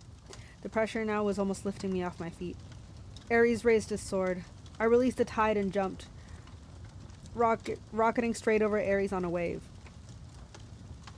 A 6-foot wall of water smashed him full in the face, leaving him cursing and sputtering with a mouthful of seaweed. I landed behind him with a splash and feinted towards his head as I'd done before. He turned in time to raise his sword, but this time he was disoriented. He didn't anticipate the trick. I changed directions, lunged to the side, and stabbed Riptide straight into the water, sending the point through the god's heel. The roar that followed made Hades' earthquake look like a minor event. The very sea was blasted back from Ares, leaving a wet circle of sand 50 feet wide. Ichor, the golden blood of the gods, flowed from a gash in the war god's boot. The expression on his face was beyond hatred. It was pain, shock, complete disbelief that he'd been wounded. He limped towards me, muttering ancient Greek curses. Something stopped him. It was as if a cloud covered the sun, but worse. Light faded. Sound and color drained away. A cold, heavy presence passed over the beach, slowing time, dropping the temperature to freezing and making me feel like life was hopeless, fighting was useless. The darkness lifted. Ares looked stunned. Police cars were burning behind us. The crowd of spectators had fled. Annabeth and Grover stood on the beach in shock, watching the water flood back around Ares' feet, his glowing golden ichor dissipating in the tide. Ares lowered his sword. "You have made an enemy, godling," he told me. "You have sealed your fate. Every time you raise your blade in battle, every time you hope for success, you will feel my curse. Beware, Perseus Jackson, beware." His body began to glow. "Percy!" Annabeth shouted. "Don't watch!" I turned away as the god Ares revealed his true immortal form. I somehow knew that if I looked, I would disintegrate into ashes. The light died. I looked back and Ares was gone. The tide rolled out to reveal Hades' bronze helm of darkness. I picked it up and walked towards my friends. But before I got there, I heard the flapping of leathery wings. 3 evil-looking grandmothers with lace hats and fiery whips drifted down from the sky and landed in front of me. The middle fury, the one who had been Mrs. Dodd, stepped forward. Her fangs were bared, but for once she didn't look threatening. She looked more disappointed, as if she'd been planning to have me for supper, but I decided I might give her indigestion. We saw the whole thing, she hissed. So, it truly was not you?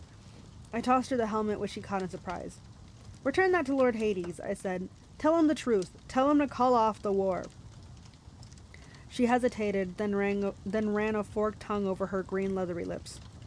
Live well, Percy Jackson. Become a true hero. Because if you do not, if you ever come into my clutches again, she cackled, savoring the idea. Then she and her sisters rose on their bat wings, fluttered into the smoke-filled sky, and disappeared. I joined Grover and Annabeth, who were staring at me in amazement. Percy, Grover said. That was so incredibly terrifying, said Annabeth. Cool, Grover corrected. I didn't feel terrified. I certainly didn't feel cool. I was tired and sore and completely drained of energy. Did you guys feel that, whatever it was? I asked. They both nodded uneasily. Must have been the Furies overhead, Grover said, but I wasn't so sure. Something had stopped Ares from killing me. Whatever could do that was a lot stronger than the Furies. I looked at Annabeth and an understanding passed between us. I knew now what was in that pit, what had spoken from the entrance of Tartarus. I reclaimed my backpack from Grover and looked inside. The Master Bolt was still there. Such a small thing to almost cause World War III. We have to go back to New York, I said, by tonight. That's impossible, Annabeth said, unless we fly. I agreed. She stared at me. Fly, like in an airplane, which you were warned never to do lest Zeus should strike you out of the sky, and carrying a weapon that has more destruction power than the nuclear bomb? Yeah, I said, pretty much exactly like that. Come on. And that's chapter 20. That's Percy fighting Ares, god of war, and Loki winning? Like, he made him bleed, you know? Like, he's not going to kill Ares. Obviously, he's a god. He is a god. But, like, that's crazy. Percy, you continue to amaze. And will continue to amaze if you haven't read the rest of the books. Chapter 21. I settle my tab. It's funny how humans can wrap their minds around things and fit them into their own version of reality. Chiron had told me that long ago. As usual, I didn't appreciate his wisdom until much later. According to the LA News, the explosion at the Santa Monica beach had been caused when the crazy kidnapper shot a fire gun at a police car. He accidentally hit a gas main that had ruptured during the earthquake. The crazy kidnapper, aka Ares, was the same man who had abducted me and 2 other adolescents in New York and brought us across country on a 10-day odyssey of terror. Poor little Percy Jackson wasn't an international criminal at all. He'd caused a commotion on the Greyhound bus in New Jersey trying to get away from his captor, and afterwards, witnesses would even swear they had seen the leather-clad man on the bus. Why didn't I remember him before? The crazy man had caused the explosion in the St. Louis Arch. After all, no kid could have done that. A concerned waitress in Denver had seen the man threatening his abductees outside her diner, gotten her friend to take a photo, and notified the police. Finally, brave Percy Jackson, I was beginning to like this kid, had stolen a gun from his captor in Los Angeles and battled him shotgun to rifle on the beach. Police arrived just in time. But in the spectacular explosion, 5 police cars had been destroyed and the captor had fled. No fatalities had occurred. Percy Jackson and his 2 friends were safely in police custody. The reporters fed us this whole story. We just nodded and acted tearful and exhausted, which wasn't hard, and played victimized kids for the camera. All I want, I said, choking back my tears, is to see my loving stepfather again. Every time I saw him on TV, calling me a delinquent punk, I knew somehow we would be okay. I'll know he'll want to reward each and every person in the beautiful city of Los Angeles with a free major appliance from his store. Here's the phone number. The police and reporters were so moved that they passed around the hat and raised money for 3 tickets on the next plane to New York. I knew there was no choice but to fly. I hoped Zeus would cut me some slack considering the circumstances, but it was still hard to force myself to board the flight. Takeoff was a nightmare. Every spot of turbulence was scarier than a Greek monster. I didn't unclench my hands from the armrest until we touched down safely at LaGuardia. The local press was waiting for us outside security, but we managed to evade them thanks to Annabeth, who lured them away in her invisible Yankees cap, shouting, "They're over by the frozen yogurt, come on!" and then rejoined us at baggage claim. We split up at the taxi stand. I told Annabeth and Grover to get back to Half-Blood Hill and let Chiron know what had happened. They protested, and it was hard to let them go after all we'd been through. But I knew I had to do this last part of the quest myself. If things went wrong and the gods didn't believe me, I wanted Annabeth and Grover to survive to tell Chiron the truth. I hopped into a taxi and headed into Manhattan. 30 minutes later, I walked into the lobby of the Empire State Building. I must have looked like a homeless kid with my tattered clothes and my scraped-up face. I hadn't slept in at least 24 hours. I went up to the guard at the front desk and said, 600th floor. He was reading a huge book with a picture of a wizard on the front. I wasn't much into fantasy, but the book must have been good because the guard took a while to look up. No such floor, kiddo. I need an audience with Zeus. He gave me a vacant smile. Sorry? You heard me. I was about to decide this guy was just a regular mortal, and I'd better run for it before he called the straitjacket patrol when he said, No appointment, no audience, kiddo. Lord Zeus doesn't see anyone unannounced. Oh, I think he'll make an exception. I slipped off my backpack and unzipped the top. The guard looked inside the metal cylinder, not getting what it was for a few seconds. Then his face went pale. That isn't... Yes, it is, I promised. You want me to take it out and... No! He scrambled out of his seat, fumbled around his desk for a key card, and then handed it to me. Insert this in the security slot. Make sure no one else is on that elevator with you. I did as he told me. As soon as the elevator door closed, I slipped the key into the slot. The card disappeared and a new button appeared on the console, a red one that said 600. I pressed it and waited. Muzak played. Raindrops keep falling on my head. Finally, ding. The door slid open. I stepped out and almost had a heart attack. I was standing on a narrow stone walkway in the middle of the air. Below me was Manhattan from the height of an airplane. In front of me, white marble steps wound up the spine of a cloud into the sky. My eyes followed the stairway to its end, where my brain could not just accept what I saw. Look again, my brain said. We're looking, my eyes insisted. It's really there. From the top of the clouds rose the decapitated peak of a mountain, its summit covered with snow. Clinging to the mountainside were dozens of multi-level palaces, a city of mansions, all with white columned porticos, gilded terraces, and bronze,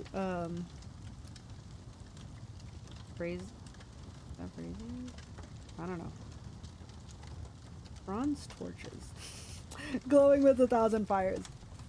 Roads wound crazily up to the peak, where the largest palace gleamed against the snow. Precariously perched, gardens bloomed with olive trees and rose bushes. I could make out an open-air market filled with colorful tents, a stone amphitheater built on one side of the mountain, a hippodrome, and a coliseum on the other. It was an ancient Greek city, except it wasn't in ruins. It was new and clean and colorful, the way Athens must have looked 2,500 years ago. This place can't be here, I told myself. The tip of a mountain hanging over New York City like a billion-ton asteroid. How could something like that be anchored above the Empire State Building, in plain sight of millions of people and not get noticed? But here it was, and here I am. My trip through Olympus was a daze. I passed some giggling wood nymphs who threw olives at me from their gardens. Hawkers in the market offered to sell me ambrosia on a stick and a new shield, and a genuine glitter weave replica of the Golden Fleece as seen on Hephaestus' TV. The 9 muses were tuning their instruments for a concert in the park while a small crowd gathered, satyrs and naiads and a bunch of good-looking teenagers who might have been minor gods and goddesses. No one seemed worried about an impending civil war. In fact, everyone seemed in a festive mood. Several of them turned to watch me pass and whispered to themselves. I climbed the main road towards the big palace at the peak. It was a reverse copy of the palace in the underworld. There, everything had been black and bronze. Here, everything glittered white and silver. I realized Hades must have built his palace to resemble this one. He wasn't welcomed in Olympus except on the winter solstice, so he built his own Olympus underground. Despite my bad experience with him, I felt a little sorry for the guy. To be banished from this place really seemed unfair. It would make anyone bitter. Steps led up to a central courtyard. Past that, the throne room. Room really isn't the right word. The place made Grand Central Station look like a broom closet. Massive columns rose to a domed ceiling which was gilded with moving constellations. 12 thrones, built for beings the size of Hades, were arranged in an inverted U, just like the cabins at Camp Half-Blood. An enormous fire crackled in the central hearth pit. The thrones were empty except for 2 at the head throne on the right and the one to its immediate left. I didn't have to be told who the 2 gods were that were sitting there waiting for me to approach. I came towards them, my legs trembling. The gods were in giant human form, as Hades had been, but I could barely look at them without feeling a tingle, as if my body were starting to burn. Zeus, the lord of the gods, wore a dark blue pinstripe suit. He sat on a simple throne of solid platinum. He had a well-trimmed beard, marbled gray and black like a storm cloud. His face was proud and handsome and grim, his eyes rainy gray.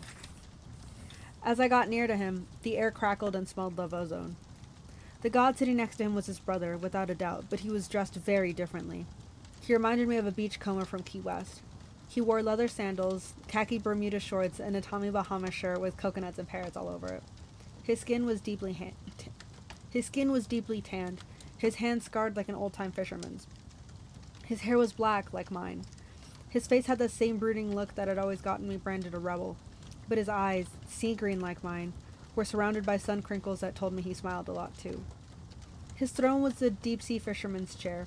It was the simple swiveling kind, with the black leather seat and a built-in holster for a fishing pole. Instead of a pole, the holster held a bronze trident, flickering with green light around the tips. I love Poseidon. He's... Ugh, amazing. Okay, anyways, sorry. The gods weren't moving or speaking, but there was tension in the air, as if they'd just finished an argument. I approached the fisherman's throne and knelt at his feet. Father. I dared not look up. My heart was racing. I could feel the energy emanating from the two gods. If I said the wrong things, I had no doubt they could blast me into dust. To my left, Zeus spoke. Should you not address the master of this house first, boy? I kept my head down and waited. Peace, brother, Poseidon finally said. His voice stirred my oldest memories. That warm glow I remembered as a baby. The sensation of this god's hand on my forehead. The boy defers to his father. That is only right. You still claim him, then, Zeus said menacingly. You claim this child whom you sired against our sacred oath? I have admitted my wrongdoing, Poseidon said. Now I would hear him speak. Wrongdoing. A lump welled up in my throat. Was that all I was? A wrongdoing? The result of a god's mistake? I have spared him once already, Zeus grumbled. Daring to fly through my domain? Puh! I should have blasted him out of the sky for his impudence. And risk destroying your own master, Bold? Poseidon asked calmly. Let us hear him out, brother. Zeus grumbled some more. I shall listen, he decided. Then I shall make up my mind whether or not to cast this boy down from Olympus. Perseus, Poseidon said, look at me. I did, and I wasn't sure what I saw in his face. There was no clear sign of love or approval. Nothing to encourage me. It was like looking at the ocean. Some days you could tell what mood it was in. Most days, though, it was unreadable, mysterious. I got the feeling Poseidon really didn't know what to think of me. He didn't know whether he was happy to have me as a son or not. In a strange way, I was glad that Poseidon was so distant. If he tried to apologize or told me he loved me or even smiled, it would have felt fake. Like a human dad making some lame excuses over not being around. I could live with that. After all, I wasn't sure about him yet either. Address Lord Zeus, boy, Poseidon told me. Tell him your story. So I told Zeus everything just as it had happened. I took out the metal cylinder, which began sparkling in the sky god's presence, and laid it at his feet. There was a long silence broken only by the crackle of the hearth fire. Zeus opened his palm. The lightning bolt flew into it. As he closed his fist, the metallic points flared with electricity, until he was holding what looked more like the classic thunderbolt, a 20-foot javelin of arcing, hissing energy that made the hairs on my scalp rise. I sense the boy tells the truth, Zeus muttered.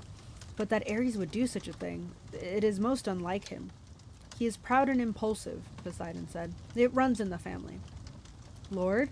I asked. They both said, yes. Ares didn't act alone. Someone else, something else, came up with the idea. I described my dreams and the feeling I'd had on the beach, that momentary breath of evil that seemed to stop the world, and made Ares back off from killing me. In the dreams, I said, the voice told me to bring the bolt to the underworld. Ares hinted that he'd been having dreams too. I think he was being used just as I was to start a war. You are accusing Hades after all? Zeus asked. No, I said. I mean, Lord Zeus, I've been in the presence of Hades. This feeling on the beach was different. It was the same thing I felt when I got close to that pit. That was the entrance to Tartarus, wasn't it? Something powerful and evil is stirring down there, something even older than the gods. Poseidon and Zeus looked at each other. They had a quick, intense discussion in ancient Greek. I had only caught one word: father. Poseidon made some kind of suggestion, but Zeus cut him off. Poseidon tried to argue, and Zeus held up his hand angrily. We will speak of this no more, Zeus said. I must personally go to purify this thunderbolt in the waters of Lemnos, to remove the human taint from its metal. He rose and looked at me. His expression softened just a fraction of a degree. You have done me a service, boy. Few heroes could have accomplished as much. I had help, sir, I said, Grover Underwood and Annabeth Chase. To show you my thanks, I shall spare your life.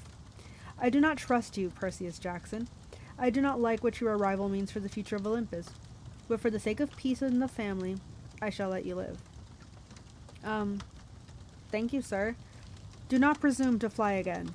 Do not let me find you here when I return.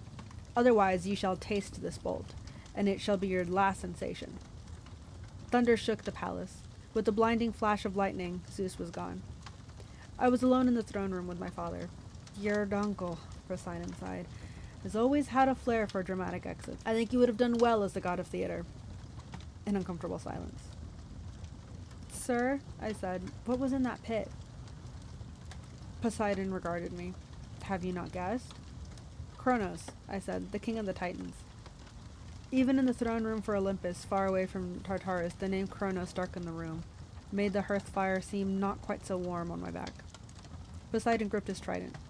In the first war, Percy, Zeus cut our father Kronos into 1,000 pieces, just as Kronos had done to his own father, Ouranos. Zeus cast Kronos' remains into the darkest pit of Tartarus. The Titan army was scattered, their mountain fortress on Etna destroyed, their monstrous allies driven to the farthest corners of the earth. And yet Titans cannot die, any more than we gods can. Whatever is left of Kronos is still alive in some hideous way, still conscious in his eternal pain, still hungering for power. He's healing, I said. He's coming back. Poseidon shook his head. From time to time, over the eons, Kronos has stirred. He enters men's nightmares and breathes evil thoughts. He wakens restless monsters from the depths, but to suggest he could rise from the pit is another thing. That's what he intends, father. That's what he said. Poseidon was silent for a long time. Lord Zeus has closed discussion on this matter. He will not allow talk of Kronos. You have completed your quest, child. That is all you need to do. But, I stopped myself. Arguing would do no good. It would very possibly anger the only god who I had on my side. As you wish, father. A faint smile played on his lips. Obedience does not come naturally to you, does it? No, sir. I must take some blame for that, I suppose. The sea does not like to be restrained. He rose to his full height and took up his trident. Then he shimmered and became the size of a regular man, standing directly in front of us. You must go, child, but first know that your mother has returned. I stared at him, completely stunned. My mother? You will find her at home. Hades sent her when you recovered his helm. Even the Lord of Death pays his debts. My heart was pounding. I couldn't believe it. Would you... I wanted to ask if Poseidon would come with me to see her, but then I realized that it was ridiculous. I imagined loading the god of the sea into a taxi and taking him to the Upper East Side. If he wanted to see my mom all these years, he would have. And there was Smelly Gabe to think about. Poseidon's eyes took on a little sadness. When you return home, Percy, you must make an important choice. You will find a package waiting in your room. A package? You will understand when you see it. No one can choose your path, Percy. You must decide. I nodded, though I didn't know what he meant. Your mother is a queen among men, Poseidon said wistfully. I had not met such a mortal woman in 1,000 years. Still, I am sorry you were born, child. I have brought you a hero's fate, and a hero's fate is never happy. It is never anything but tragic. I tried not to feel hurt. Here was my own dad telling me he was sorry I'd been born. I don't mind, father. Not yet, perhaps, he said. Not yet. But it was an unforgivable mistake on my part. I'll leave you then, I bowed awkwardly. I won't bother you again. I was 5 steps away when he called, Perseus! I turned. There was a different light in his eyes, a fiery kind of pride. You did well, Perseus. Do not misunderstand me. Whatever else you do, know that you are mine. You are a true son of the sea god. As I walked back through the city of the gods, conversation stopped. The muses paused their concert. People and satyrs and naiads all turned towards me, their faces filled with respect and gratitude. And as I passed, they knelt, as if I were some kind of hero.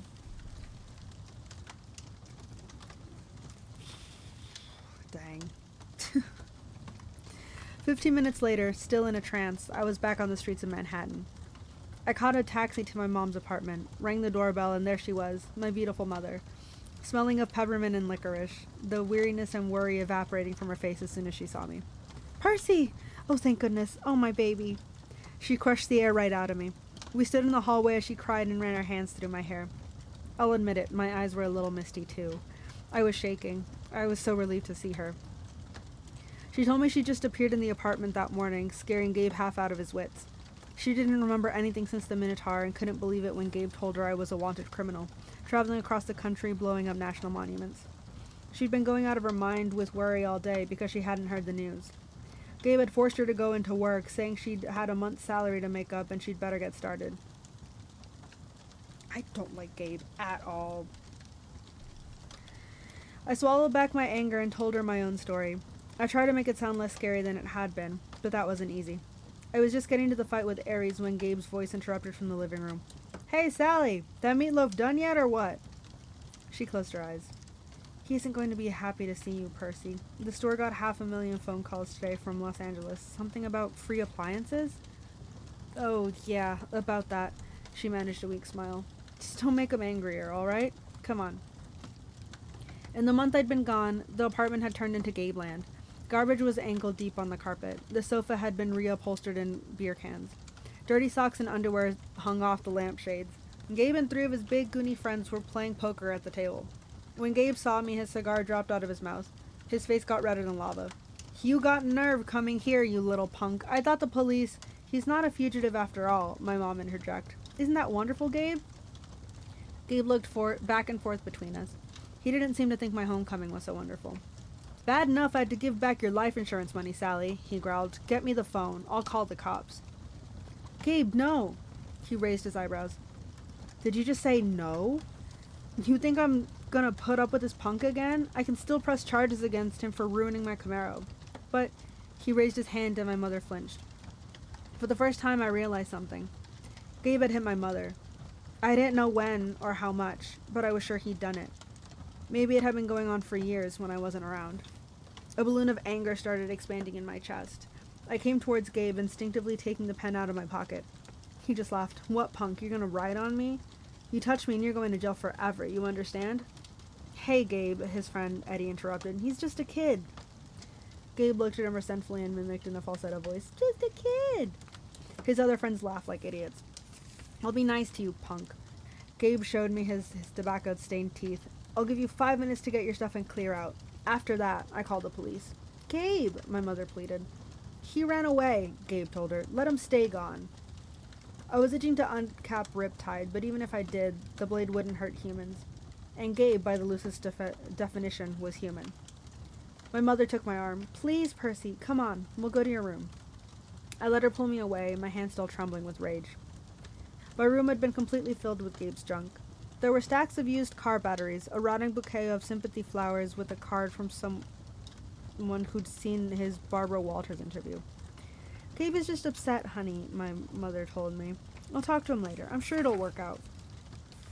Mom, it'll never work out. Not as long as Gabe's here. She wrung her hands nervously. I'll take you to work with me for the rest of the summer. In the fall, maybe there's another boarding school. Mom. She lowered her eyes. I'm trying, Percy. I need some time. A package appeared on my bed. At least I could have sworn it hadn't been there a moment ago. It was a battered cardboard box about the right size to fit a baseball. The address on the mailing slip was in my own handwriting. The Gods, Mount Olympus, 600th floor, Empire State Building, New York, New York. With best wishes, Percy Jackson.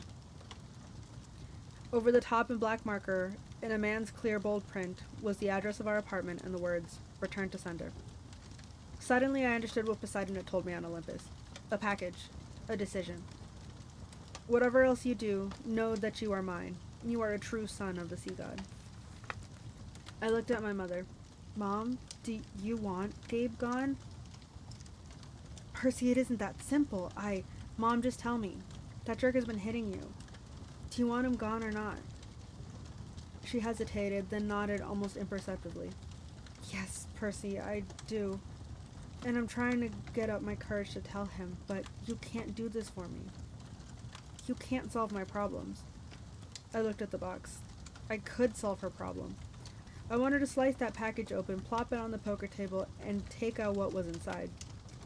I could start my very own statue garden right there in the living room. That's what a Greek hero would do in the stories, I thought. It's what Gabe deserves. But a hero story always ends in tragedy. Poseidon told me that. I remembered the underworld. I thought about Gabe's spirit drifting forever in the fields of asphodel, or condemned to some hideous torture behind the barbed wire of the fields of punishment. An eternal poker game, sitting up to his waist in boiling oil listening to opera music. Did I have the right to send someone there? Even Gabe? A month ago, I wouldn't have hesitated. Now. I can do it, I tell my mom. One look inside this box and he'll never bother you again. She glanced at the package and seemed to understand immediately. No, Percy, she said, stepping away. You can't. Poseidon called you a queen, I told her. He said he hasn't met a woman like you in 1,000 years. Her cheeks flushed. Percy, you deserve better than this, Mom. You should go to college, get your degree. You can write your novel, meet a nice guy, maybe live in a nice house. You don't need to protect me anymore by staying with Gabe. Let me get rid of him. She wiped a tear off her cheek. You sound so much like your father, she said. He offered to stop the tide for me once. He offered to build me a palace at the bottom of the sea. He thought he could solve all my problems with the wave of his hand. What's wrong with that? Her multicolored eyes seemed to search inside me. I think you know, Percy. I think you're enough like me to understand. If my life is going to mean something, I have to live it myself. I can't let a god take care of me, or my son. I have to find the courage on my own. Your quest has reminded me of that.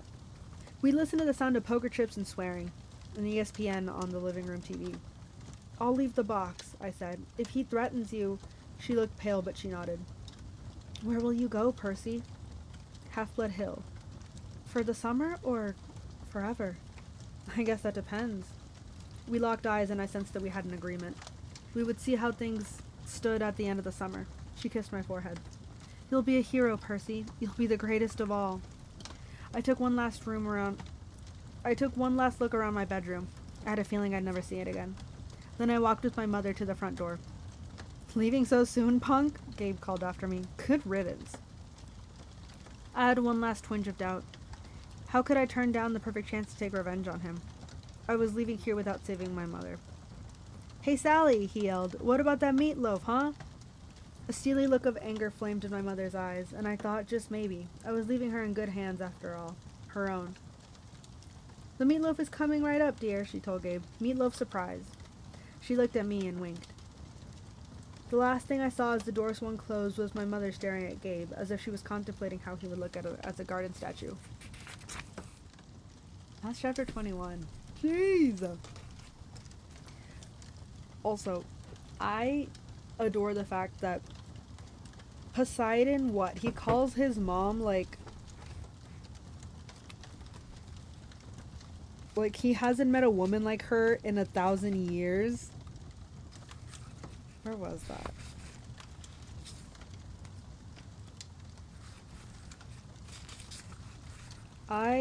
Your mother is a queen among men. I have not met such a mortal woman in 1,000 years. Dude. That is a crazy compliment, dude. Wow. So romantic. Dude, I love the way Poseidon loves Sally. Which is kind of cute considering Percy loves his mother the same way. As in, like, they both would do anything for her, you know? It's so cute. Man. Chapter 22. The prophecy comes true. We were the first heroes to immediately messes up. Okay. We were the first heroes to return alive to Half-Blood Hill since Luke, so of course everyone treated us as if we'd won some reality TV contest. According to camp traditions, we wore laurel wreaths to a big feast prepared in our honor, then led a procession down to the bonfire where we got to burn the burial shrouds our cabins had made for us in our absence. Annabeth's shroud was so beautiful, gray silk with embroidered owls. I told her it was a shame not to bury her in it. She punched me and told me to shut up. Being the son of Poseidon, I didn't have any cabin mates, so the Ares cabin had volunteered to make my shroud.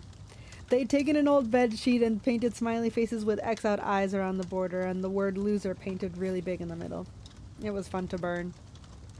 As Apollo's cabin led the sing-along and passed out s'mores, I was surrounded by my old Hermes cabin mates, Annabeth's friends from Athena's, and Grober's satyr buddies, who were admiring the brand new searcher's license he'd received from the Council of Cloven Elders.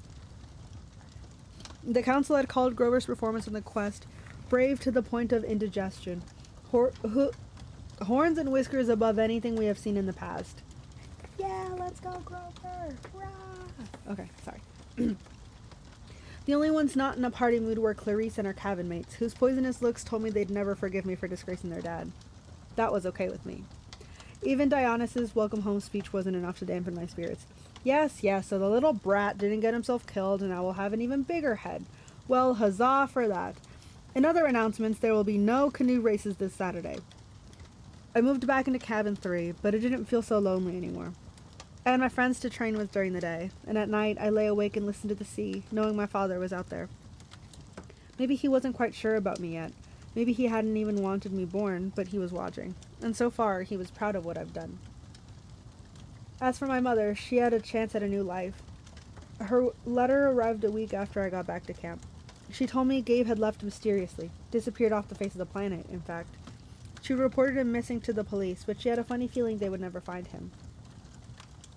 On a completely unrelated subject, she sold her first life-size concrete sculpture, entitled The Poker Player, to a collector through an art gallery in Soho. She'd gotten so much money for it, she'd put a deposit down on a new apartment and made a payment on her first semester's tuition at NYU. The Soho Gallery was clamoring for more of her work, which they called a huge step forward in super ugly neorealism. But don't worry, my mother wrote. I'm done with sculpture. I've disposed of the box of tools you've left me. It's time for me to turn to writing. At the bottom, she wrote a P.S. Percy, I found a good private school here in the city. I've put a deposit down to hold you a spot in case you want to enroll in 7th grade. You could live at home. But if you want to go year-round at Half-Blood Hill, I'll understand. I folded the note carefully and set it on my bedside table. Each night before I went to sleep, I read it again and tried to decide how to answer her. Sally, I'm so happy she's going to go to college. I'm so happy. Man.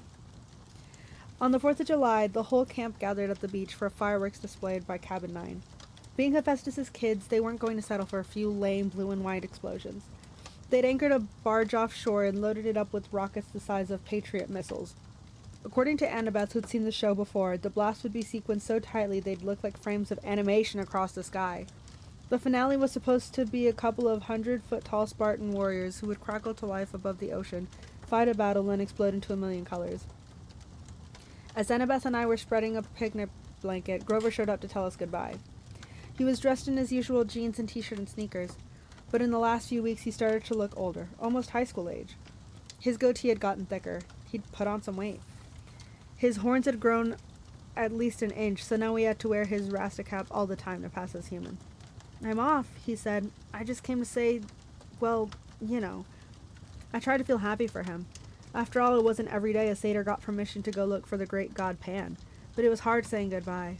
I'd only known Grover a year, but he was my oldest friend. Annabeth gave him a hug. She told him to keep his fake feet on. I asked him where he was going to search first. Kind of a secret, he said, looking embarrassed. I wish you could come with me, guys, but humans and Pan, we understand, Annabeth said. You got enough tin cans for the trip? Yeah. And you remembered your reed pipes? Jeez, Annabeth, he grumbled. You're like an old goat mama. But he didn't really sound annoyed. He gripped his walking stick and slung a backpack over his shoulder. He looked like any hitchhiker you might see on an American highway. Nothing like the little runty boy I used to defend from bullies at Yancey Academy. Well, he said, wish me luck. He gave Annabeth another hug.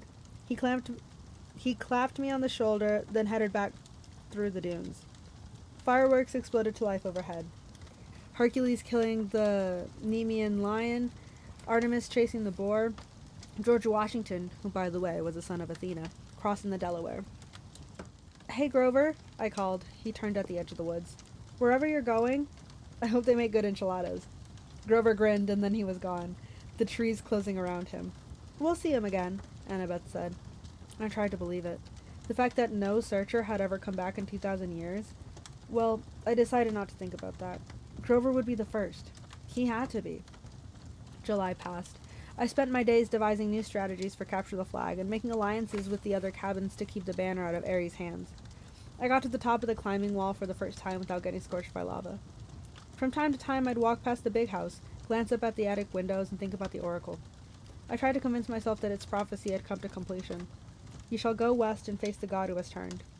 Been there, done that, even though the traitor god had turned out to be Ares instead of Hades. You shall find what was stolen and see it safe returned. Check. 1 master bolt delivered. 1 helm of darkness back on Hades' oily head. You shall be betrayed by one who calls you a friend. This line still bothered me. Ares had pretended to be my friend, then betrayed me. That must be what the oracle meant. And you shall fail to save what matters most in the end. I had failed to save my mom, but only because I'd let her save herself, and I knew that was the right thing. So why was I still uneasy? The last night of the summer session came all too quickly. The campers had one last meal together. We burned parts of our dinner for the gods. At the bonfire, the senior counselors awarded the end of summer beads. I got my own leather necklace, and when I saw the bead for my first summer, I was glad the firelight covered my blushing. The design was pitch black, with a sea green triton shimmering in the center. The choice was unanimous, Luke announced. This bead commemorates the first son of the sea god at this camp, and the quest he undertook into the darkest parts of the underworld to stop a war. The entire camp got to their feet and cheered. Even Ares' cabin felt obliged to stand. Athena's cabin steered Annabeth to the front so she could share in the applause. I'm not sure I'd ever felt as happy or sad as I did at that moment. I finally found a family, people who cared about me and thought I'd done something right. And in the morning, most of them would be leaving for the year. The next morning, I found a form letter on my bedside table. I knew Dionysus must have filled it out, because he stubbornly insisted on getting my name wrong. Dear Peter Johnson, if you intend to stay at Camp Half-Blood year-round, you must inform the big house by noon today. If you do not announce your intentions, we will have assumed you have vacated your cabin or died a horrible death. Cleaning harpies will begin work at sundown. They will be authorized to eat any unregistered campers. All personal articles left behind will be incinerated in the lava pit. Have a nice day, Mr. D. Camp Director, Olympian Council Number 12. That's another thing about ADHD. Deadlines just aren't real to me until I'm staring one in the face. Summer was over and I still hadn't answered my mother or the camp about whether I'd be staying. Now I only had a few hours to decide. The decisions should have been easy. I mean, 9 months of hero training and 9 months of sitting in a classroom. Duh. But there was my mom to consider. For the first time, I had a chance to live without her for a whole year, without Gabe. I had a chance to be at home and knock around the city in my free time. I remember what Annabeth had said so long ago on our quest. The real world is where the monsters are. That's where you learn if you're any good or not. I thought about the fate of Thalia, daughter of Zeus. I wondered how many monsters would attack me if I left Half-Blood Hill. If I stayed in one place for a whole school year without Chiron or my friends around to help me, would my mother and I even survive until the next summer? That was assuming the spelling tests and 5-paragraph essays didn't kill me. I decided I'd go down to the arena and do some sword practice. Maybe that would clear my head. The campgrounds were mostly deserted, shimmering in the August heat. All the campers were in their cabins packing up or running around with brooms and mops, getting ready for final inspection. Argus was helping some of the Aphrodite kids haul their Gucci suitcases and makeup kits over the hill, where the camp shuttle bus would be waiting to take them to the airport. Don't think about leaving yet, I told myself. Just train. I got to the sword fighters arena and found that Luke had the same idea. His gym bag was plopped at the edge of the stage. He was working solo, wailing on battle dummies with a sword I'd never seen before. It must have been a regular steel blade, because he was slashing the dummies' heads right off, stabbing through their straw-stuffed guts. His orange counselor shirt was dripping with sweat. His expression was so intense his life might have really been in danger. I watched, fascinated, as he disemboweled the whole row of dummies, hacking off limbs and basically reducing them to a pile of straw and armor. They were only dummies, but I still couldn't help being awed by Luke's skill. This guy was an incredible fighter. It made me wonder, again, how he could have possibly failed at this quest. Finally, he saw me and stopped mid-swing. Percy! Sorry, I said, embarrassed. It's okay, he said, lowering his sword. Just doing some last-minute practice. Those dummies won't be bothering anyone anymore. Luke shrugged. We build new ones every summer. Now that his sword wasn't swirling around, I could see something odd about it. The blade was two different types of metal. One edge bronze, the other steel. Luke noticed me looking at it. Oh, this? New toy. This is Backbiter. Backbiter? Luke turned the blade in the light so it glinted wickedly. One side is celestial bronze, the other is tempered steel. Works on mortals and immortal both. I thought about what Chiron had said to me when I started my quest, that a hero should never harm mortals unless absolutely necessary. I didn't know they could make weapons like that. They probably can't, Luke agreed. It's one of a kind. He gave me a tiny smile and then slid the sword into its scabbard. Listen, I was gonna come looking for you. What do you say we go down to the woods one last time looking for something to fight? I don't know why I hesitated. I should have been relieved that Luke was being so friendly. Ever since I'd gotten back from the quest, he'd been acting a little distant. I was afraid he might resent me for all the attention I've gotten. You think it's a good idea? I asked. Oh, come on. He rummaged in his gym bag and pulled out a 6-pack of Cokes. Drinks are on me. I stared at the Cokes, wondering where the heck he'd gotten them. There were no regular mortal sodas at the camp store. No way to smuggle them in unless he talked to a satyr, maybe. Of course, the magic dinner goblets would fill with anything you want, but it didn't taste the same as a very real Coke straight from the can. Sugar and caffeine. My willpower crumbled. Sure, I decided. Why not? We walked down to the woods and kicked around for some kind of monster to fight, but it was too hot. All the monsters with any sense must have been taking siestas in their nice cool caves. We found a shady spot by the creek where I'd broken Clarice's spear during my first Capture the Flag game. We sat on a big rock, drank our Cokes, and watched the sunlight in the woods. After a while, Luke said, You miss being on a quest? With monsters attacking me every 3 feet? Are you kidding? Luke raised an eyebrow. Yeah, I miss it, I admitted. You? A shadow passed over his face. I was used to hearing from the girls how good-looking Luke was, but at the moment, he looked weary and angry, and not at all handsome. His blonde hair was gray in the sunlight. The scar on his face looked deeper than usual. I could imagine him as an old man. I've lived at Half-Blood Hill year-round since I was 14, he told me. Ever since Thalia, well, you know, I trained and trained and trained. I never got to be a normal teenager out there in the real world. And then they threw me one quest, and when I came back it was like, okay, ride's over. Have a nice life. He crumbled his Coke can and threw it into the creek, which really shocked me. One of the first things you learn at Camp Half-Blood is don't litter. You hear it from the nymphs and the naiads. They'll get even. You'll crawl into bed one night and find your sheets filled with centipedes and mud. The heck with laurel wreaths, Luke said. I'm not going to end up like those dusty trophies in the big house attic. You make it sound like you're leaving. Luke gave me a twisted smile. Oh, I'm leaving all right, Percy. I brought you down here to say goodbye. He snapped his fingers. A small fire burned a hole in the ground on my feet. Out crawled something glistening black, about the size of my hand, a scorpion. I started to go for my pen. I wouldn't, Luke cautioned. Pit scorpions can jump up to 15 feet. Its stinger can pierce right through your clothes. You'll be dead in 60 seconds. Luke, what? Then it hit me. You will be betrayed by one who you call friend. You, I said. He stood calmly and brushed off his jeans. The scorpion paid him no attention. It kept its beady black eyes on me, clamping its pincers as it crawled onto my shoe.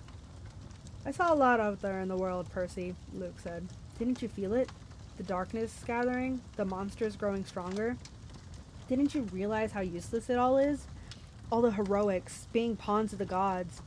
They should have been overthrown thousands of years ago, but they've hung on, thanks to us half-bloods. I couldn't believe this was happening. Luke, you're talking about our parents, I said. He laughed. That's supposed to make me love them? Their precious Western civilization is a disease, Percy. It's killing the world. The only way to stop it is to burn it to the ground. Start over with something more honest. You're as crazy as Ares. His eyes flared. Ares is a fool. He never realized the true master he was serving. If I had time, Percy, I could explain, but I'm afraid you won't live that long. The scorpion crawled onto my pants leg. There had to be a way out of this. I needed time to think. Kronos, I said. That's who you serve. The air got colder. You should be careful with names, Luke warned. Kronos got you to steal the Master Bolt and the helm. He spoke to you in your dreams. Luke's eye twitched. He spoke to you too, Percy. You should have listened. He's brainwashing you, Luke. You're wrong. He showed me that my talents are being wasted. You know what my quest was 2 years ago, Percy? My father, Hermes, wanted me to steal a golden apple from the Garden of Hesperides and bring it to Olympus. After all the training I'd done, that was the best he could think up.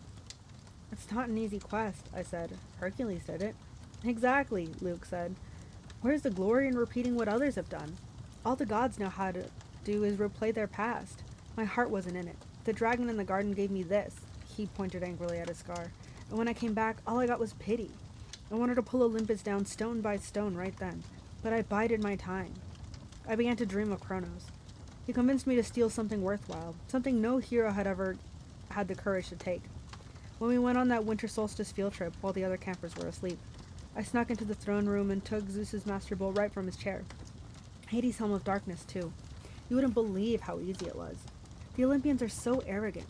They never dreamed anyone would dare steal from them. Their security is horrible. I was halfway across New Jersey before I heard the storms rumbling, and I knew they'd discover my theft. The scorpion was sitting on my knee now, staring at me with its glittering eyes. I tried to keep my voice level. So why didn't you bring the items to Kronos? Luke's smile wavered. I got overconfident. Zeus sends out his sons and daughters to find the stolen bolt. Artemis, Apollo, my father, Hermes. But it was Ares who caught me. I could have beaten him, but I wasn't careful enough. He disarmed me, took the items of power, threatened to return them to Olympus and burn me alive. Then Kronos' voice came to me and told me what to say.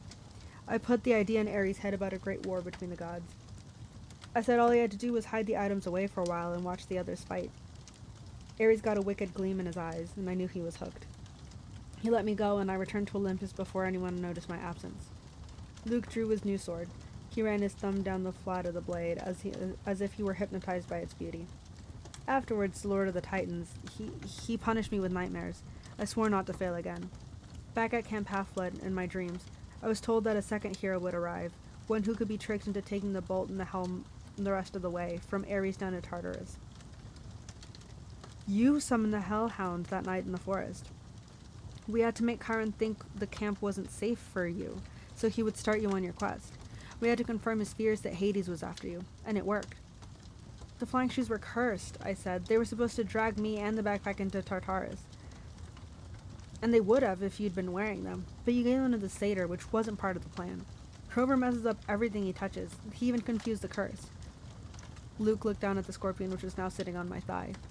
You should have died in Tartarus, Percy.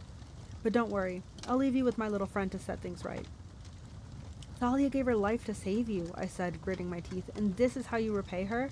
Don't speak of Thalia, he shouted. The gods let her die. That's one of the many things they will pay for. You're being used, Luke. You and Ares both. Don't listen to Kronos. I've been used? Luke's voice turned shrill. Look at yourself. What has your dad ever done for you? Kronos will rise. You've only delayed his plans. He will cast the Olympians into Tartarus and drive humanity back to their caves. All except the strongest, the ones who serve him. Call off the bug, I said. If you're so strong, fight me yourself. Luke smiled. Nice try, Percy, but I'm not Ares. You can't bait me. My lord is waiting, and he's got plenty of quests for me to undertake. Luke, goodbye, Percy. There was a new golden age coming, and you won't be a part of it.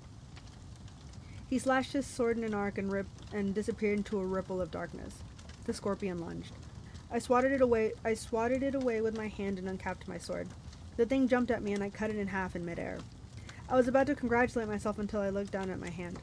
My palm had a huge red welt, oozing and smoking with yellow guck. The thing had gotten me after all. My ears pounded. My vision went foggy. The water, I thought. It healed me before. I swam to the creek and submerged my hand, but nothing seemed to happen. The poison was too strong. My vision was getting dark. I could barely stand up. 60 seconds, Luca told me. I had to get back to camp. If I collapsed out here, my body would be dinner for a monster. No one would ever know what had happened. My legs felt like lead. My forehead was burning. I stumbled towards camp and the nymphs stirred from their trees. "Help," I croaked. "Please." Two of them took my arms, pulling me along. I remember making it to the clearing, a counselor shouting for help, a centaur blowing a conch horn. Then everything went black. I woke with a drinking straw in my mouth. I was sipping something that tasted like liquid chocolate chips. Nectar. I opened my eyes. I was propped up in bed in the sick room of the big house, my right hand bandaged like a club. Argus stood guard in the corner. Annabeth sat next to me, holding my nectar glass and dabbing a washcloth on my forehead. "Here we are again," I said. "You idiot," Annabeth said, which is how I knew she was overjoyed to see me conscious. "You were green and turning gray when we found you. If it wasn't for Chiron's healing—" Now, Chiron's voice said. "Percy's constitution deserves some credit." He was sitting near the foot of my bed in human form, which is why I hadn't noticed him yet. His lower half was magically compacted into the wheelchair, his upper half dressed in a coat and tie. He smiled, but his face looked weary and pale, the way it did when he'd been up all night grading Latin papers. "How are you feeling?" he asked. "Like my insides have been frozen then microwaved." Apt, considering that was pit scorpion venom. Now you must tell me, if you can, exactly what happened. Between sips of nectar, I told him the story. The room was quiet for a long time. "I can't believe that Luke—" Annabeth's voice faltered. Her expression turned angry, then sad. Yes, I can believe it. May the gods curse him. He was never the same after his quest." "This must be reported to Olympus," Chiron muttered. "I will go at once." "Luke is out there right now," I said. "I have to go after him." Chiron shook his head. "No, Percy. The gods won't even talk about Kronos," I snapped. "Zeus declared the matter closed." "Percy, I know this is hard. But you must not rush out for vengeance. You aren't ready." I didn't like it, but part of me suspected Chiron was right. One look at my hand and I knew I wasn't going to be sword fighting anytime soon. "Chiron, your prophecy from the oracle. It was about Kronos, wasn't it? Was I in it? And Annabeth?" Chiron glanced nervously at the ceiling. "Percy, it isn't my place. You've been ordered not to talk to me about it, haven't you?" His eyes were sympathetic, but sad. "You will be a great hero, child. I will do my best to prepare you. But if I'm right about the path ahead of you—" Thunder boomed overhead, rattling the windows. "All right," Chiron shouted. "Fine." He sighed in frustration. "The gods have their reason, Percy. Knowing too much of your future is never a good thing." "We can't just sit back and do nothing," I said. "We will not sit back," Chiron promised. "But you must be careful. Chiron wants you to come unraveled. He wants your life disrupted, your thoughts clouded with fear and anger. Do not give him what he wants. Train patiently. Your time will come." "Assuming I live that long." Chiron put his hand on my ankle. "You'll have to trust me, Percy. You will live. But first you must decide your path for the coming year. I cannot tell you the right choice." I got the feeling that he had a very definite option, and it was taking all his willpower not to advise me. "But you must decide whether to stay at Camp Half-Blood year-round or return to the mortal world for 7th grade and be a summer camper. Think on that. When I get back from Olympus, you must tell me your decision." I wanted to protest. I wanted to ask him more questions, but his expression told me that there would be no more discussion. He had said as much as he could. "I'll be back as soon as I can," Chiron promised. "Argus will watch over you." He glanced at Annabeth. "Oh, and my dear, whenever you're ready." "They're here." "Who's here?" I asked. No one answered. Chiron rolled himself out of the room. I heard the wheels of his chair clunk carefully down the front steps, 2 at a time. Annabeth studied the ice in my drink. "What's wrong?" I asked her. "Nothing." She set the glass on the table. "I just took your advice about something." "You, need anything?" "Yeah, help me up. I want to go outside." "Percy, that isn't a good idea." I slid my legs out of the chair. Annabeth caught me before I could crumple to the floor. A wave of nausea rolled over me. Annabeth said, "I told you." "I'm fine," I insisted. I didn't want to lie in bed like an invalid? I think that. Anyways, I wanted to lie in bed like an invalid while Luke was out there planning to destroy the Western world. I managed a step forward, then another, still leaning heavily on Annabeth. Argus followed us outside, but he kept his distance. By the time we reached the porch, my face was beaded with sweat. My stomach had twisted into knots, but I had managed to make it all the way to the railing. It was dusk, and the camp looked completely deserted. The cabins were dark and the volleyball pit silent. No canoes cut the surface of the lake. Beyond the woods and the strawberry fields, the Long Island Sound glittered in the last light of the sun. What are you going to do? Annabeth asked me. I don't know. I told her I got the feeling Chiron wanted me to stay year-round, to put in more individual training time, but I wasn't sure that's what I wanted. I admitted I'd feel bad about leaving her alone, though, with only Clarice for company. Annabeth pursed her lips and then said quietly, I'm going home for the year, Percy. I stared at her. You mean to your dad's? She pointed towards the crest of Half-Blood Hill. Next to Thalia's pine tree, at the very end of the camp's magical boundaries, a family stood silhouetted. 2 little children, a woman, and a tall man with blonde hair. They seemed to be waiting. The man was holding a backpack that looked like the one Annabeth had gotten from Waterland in Denver. I wrote him a letter when we got back, Annabeth said, just like you suggested. I told him I was sorry. I'd come home for the school year if he still wanted me. He wrote back immediately. We decided we'd give it another try. That took guts. She pursed her lips. You won't try anything stupid during the school year, will you? At least, not without sending me an iris message? I managed to smile. I won't go looking for trouble. I usually don't have to. When I get back next summer, she said, we'll hunt down Luke. We'll ask for a quest, but if we don't get approval, we'll sneak off and do it anyway. Agreed? Sounds like a plan worthy of Athena. She held out her hand. I shook it. Take care, Seaweed Brain, Annabeth told me. Keep your eyes open. You too, wise girl. I watched her walk up the hill and join her family. She gave her father an awkward hug and looked back at the valley one last time. She touched Thalia's pine tree, then allowed herself to be led over the crest and into the mortal world. For the first time at camp, I felt truly alone. I looked out at Long Island Sound and remembered my father saying, the sea does not like to be restrained. I made my decision. I wondered if Poseidon were watching. Would he approve of my choice? I'll be back next summer, I promised him. I'll survive until then. After all, I am your son. I asked Argus to take me to cabin 3 so I could pack my bags for home. And that's the end. Oh my gosh. Percy's going home. My gosh. I'm so okay. So many things in just that last chapter alone. Luke. It's so sad to me that it was Luke after all. That's so crazy. Like, I remember reading that for the first time and not really knowing that it was Luke, you know? Like, you really don't see it. There are, like, very, very teeny tiny hints that show you that it is Luke earlier in the book, but, like, really not. It's kind of a little crazy. So that's kind of crazy to be like, oh, like, after the quest, like, then that's how we get the revelation, you know? But, like, Annabeth is going home. Percy almost died again, but to, like, a gosh darn scorpion. Percy's going home. He's gonna spend some time with Sally. Oh. I do feel like, one, yes, he thinks that he's strong enough to, you know, be home and stuff. But, like, I feel like in his heart of hearts, Percy also wanted to go home because his mom has been gone a month. He was worried sick about his mom, and he's clearly such a mama's boy, but in, like, a good way. He is not a bad mama's boy, you know? Like, he loves his mom. He wants to spend time with his mom, you know? Faye, I also forgot it ended there. I could not remember where we were going to be at the end of this book. That is where the book is so different from the movie. I think the book is so different from the movie, just in so many regards. Yeah, I love The Lightning Thief so much. This is the one I probably reread the most as a kid, and even then I only read it a couple of times. So from this point forward, I am kind of going in blind. Obviously, I remember a lot about it.